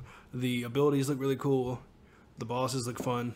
Or the boss, or whatever they show us. This gives me between this and that Housemarque game, which looks very different, but looks like it has maybe some of the same DNA as this kind of game. Those both have me really excited for like maybe some high score games in this style. And also, they both have amazing like AAA style graphics, which can be kind of boring, but you don't really see in this type of game. So it's actually unique in that way. Yeah, true. And I'm sure it's going to have a badass soundtrack. Oh, yeah. Oh, man. I can't believe how good this game looks. Go look up the trailer. If you look up, I almost want to say if you look up any of the trailers, look up the trailer for Signy, All Guns Blazing, if you're interested in that type of game. Yeah, most looks definitely. Absolutely gorgeous. And like we said, there's going to be a link to all this in the show notes. And honestly, the only other game that I have written down in here is going to be called Serial Cleaners, which is a sequel to Serial Cleaner. Yeah, I've never played it. It's a stealth action crime series, apparently. I really like the way this game looks, though. You're a mob cleaner. Hell yeah. I guess you clean up bodies for the mob. That sounds cool. You clean up the painters from the painters' jobs. Oh, yeah. I paint houses. I hear you paint houses. They have it listed here as coming out for everything, I believe. Yeah, it looks like it's going to be coming to PC in 2021. So be sure on the lookout for that. I think they have it. Hold on, let me reload this page. Guys, I thought it said on the thumbnail of the YouTube video, it says PC, Switch, Xbox One, PS4. Oh, okay. At the end of the trailer, it says coming 2021, Steam wishlist now. It may already be on the other consoles. Yeah, this game it's definitely very stylish. Yeah, it looks good. Although I don't see any gameplay. No, it seems just like the guy's driving in the car and you're going to do a cleaning job. Well, there is some gameplay at the very end. It's kind of an isometric, top-down game. It looks. I like the style of it for sure. Yeah, it looks pretty great. Oh yeah, here it is. My back. I guess I just forgot to look at that. Well, that's going to be it for all the tons and tons and tons and tons of new games. And like I said, we definitely missed some. Yep. And if we got any of this wrong, sorry, we're not perfect. It's been a long one. Let's get you some deals. Ark is going to be available on Epic forever, but it's only going to be free until You June got to 18th. download it Yeah, to get it forever. exactly. I was a little disappointed with this one. I know a lot of people like Ark. I'm not somebody I'm not one of those people who cares about it, but I'm sure there are plenty of people that have been wanting to play this game and didn't have the money to buy something. So, good for them. Yeah, and what is it? A GameStop employee, quote, swindled me into getting Ark when I got an Xbox. It was fun for about a month, and then I thought, why did I waste my money on this? I mean, how many games do you spend a month on? Think about it like that. Yeah, you're right. You're right. Also, there's a Nintendo sale today. Yeah, there's a bunch of sales going on the eShop. That's where I got Tropical Freeze for $40. So go check that out. Pathway is going to be available on Epic, for free, June 18th through June 25th. The Escapist 2 on Epic, June 18th through June 25th. Samurai Showdown Neo Geo Collection is going to be on Epic for free from June 18th until whenever they decide to take it off. June 18th. Oh, sorry, until June 18th. And then we also have PictoQuest. You can get that for free on Twitch until July the 12th. Yep. Excuse me. And that's going to be it for the show. You can reach out to us on Twitter at @WantItMePodcast. If you want to reach out to Ryan on Twitter, you can. It's going to be Ryan Divisions. One moment, please. Sorry, my throat's really dry. It happens. Okay. You can reach out to me on Twitter at @Swaylock. If you want to email the show, it's going to be wantitmepodcast@gmail.com. I think I'm slowly losing my voice. Our email is going to be wantitmepodcast@gmail.com. If you want to reach out to the show on Instagram, you can. It's going to be @WantItMeGaming. Thank you to Alicia for our artwork. Thank you to the Heatley Brothers for our intro and outro music. If you want to enjoy this show, you can. Wherever you get podcasts from. Pandora, Spotify, iTunes. Leave a rating on iTunes. 5 stars. These guys are idiots. They don't know what they're talking about. That sounds like a perfect review. Yep, I 100% agree with that. Thank you so much for listening. We appreciate it. Stay safe and play on.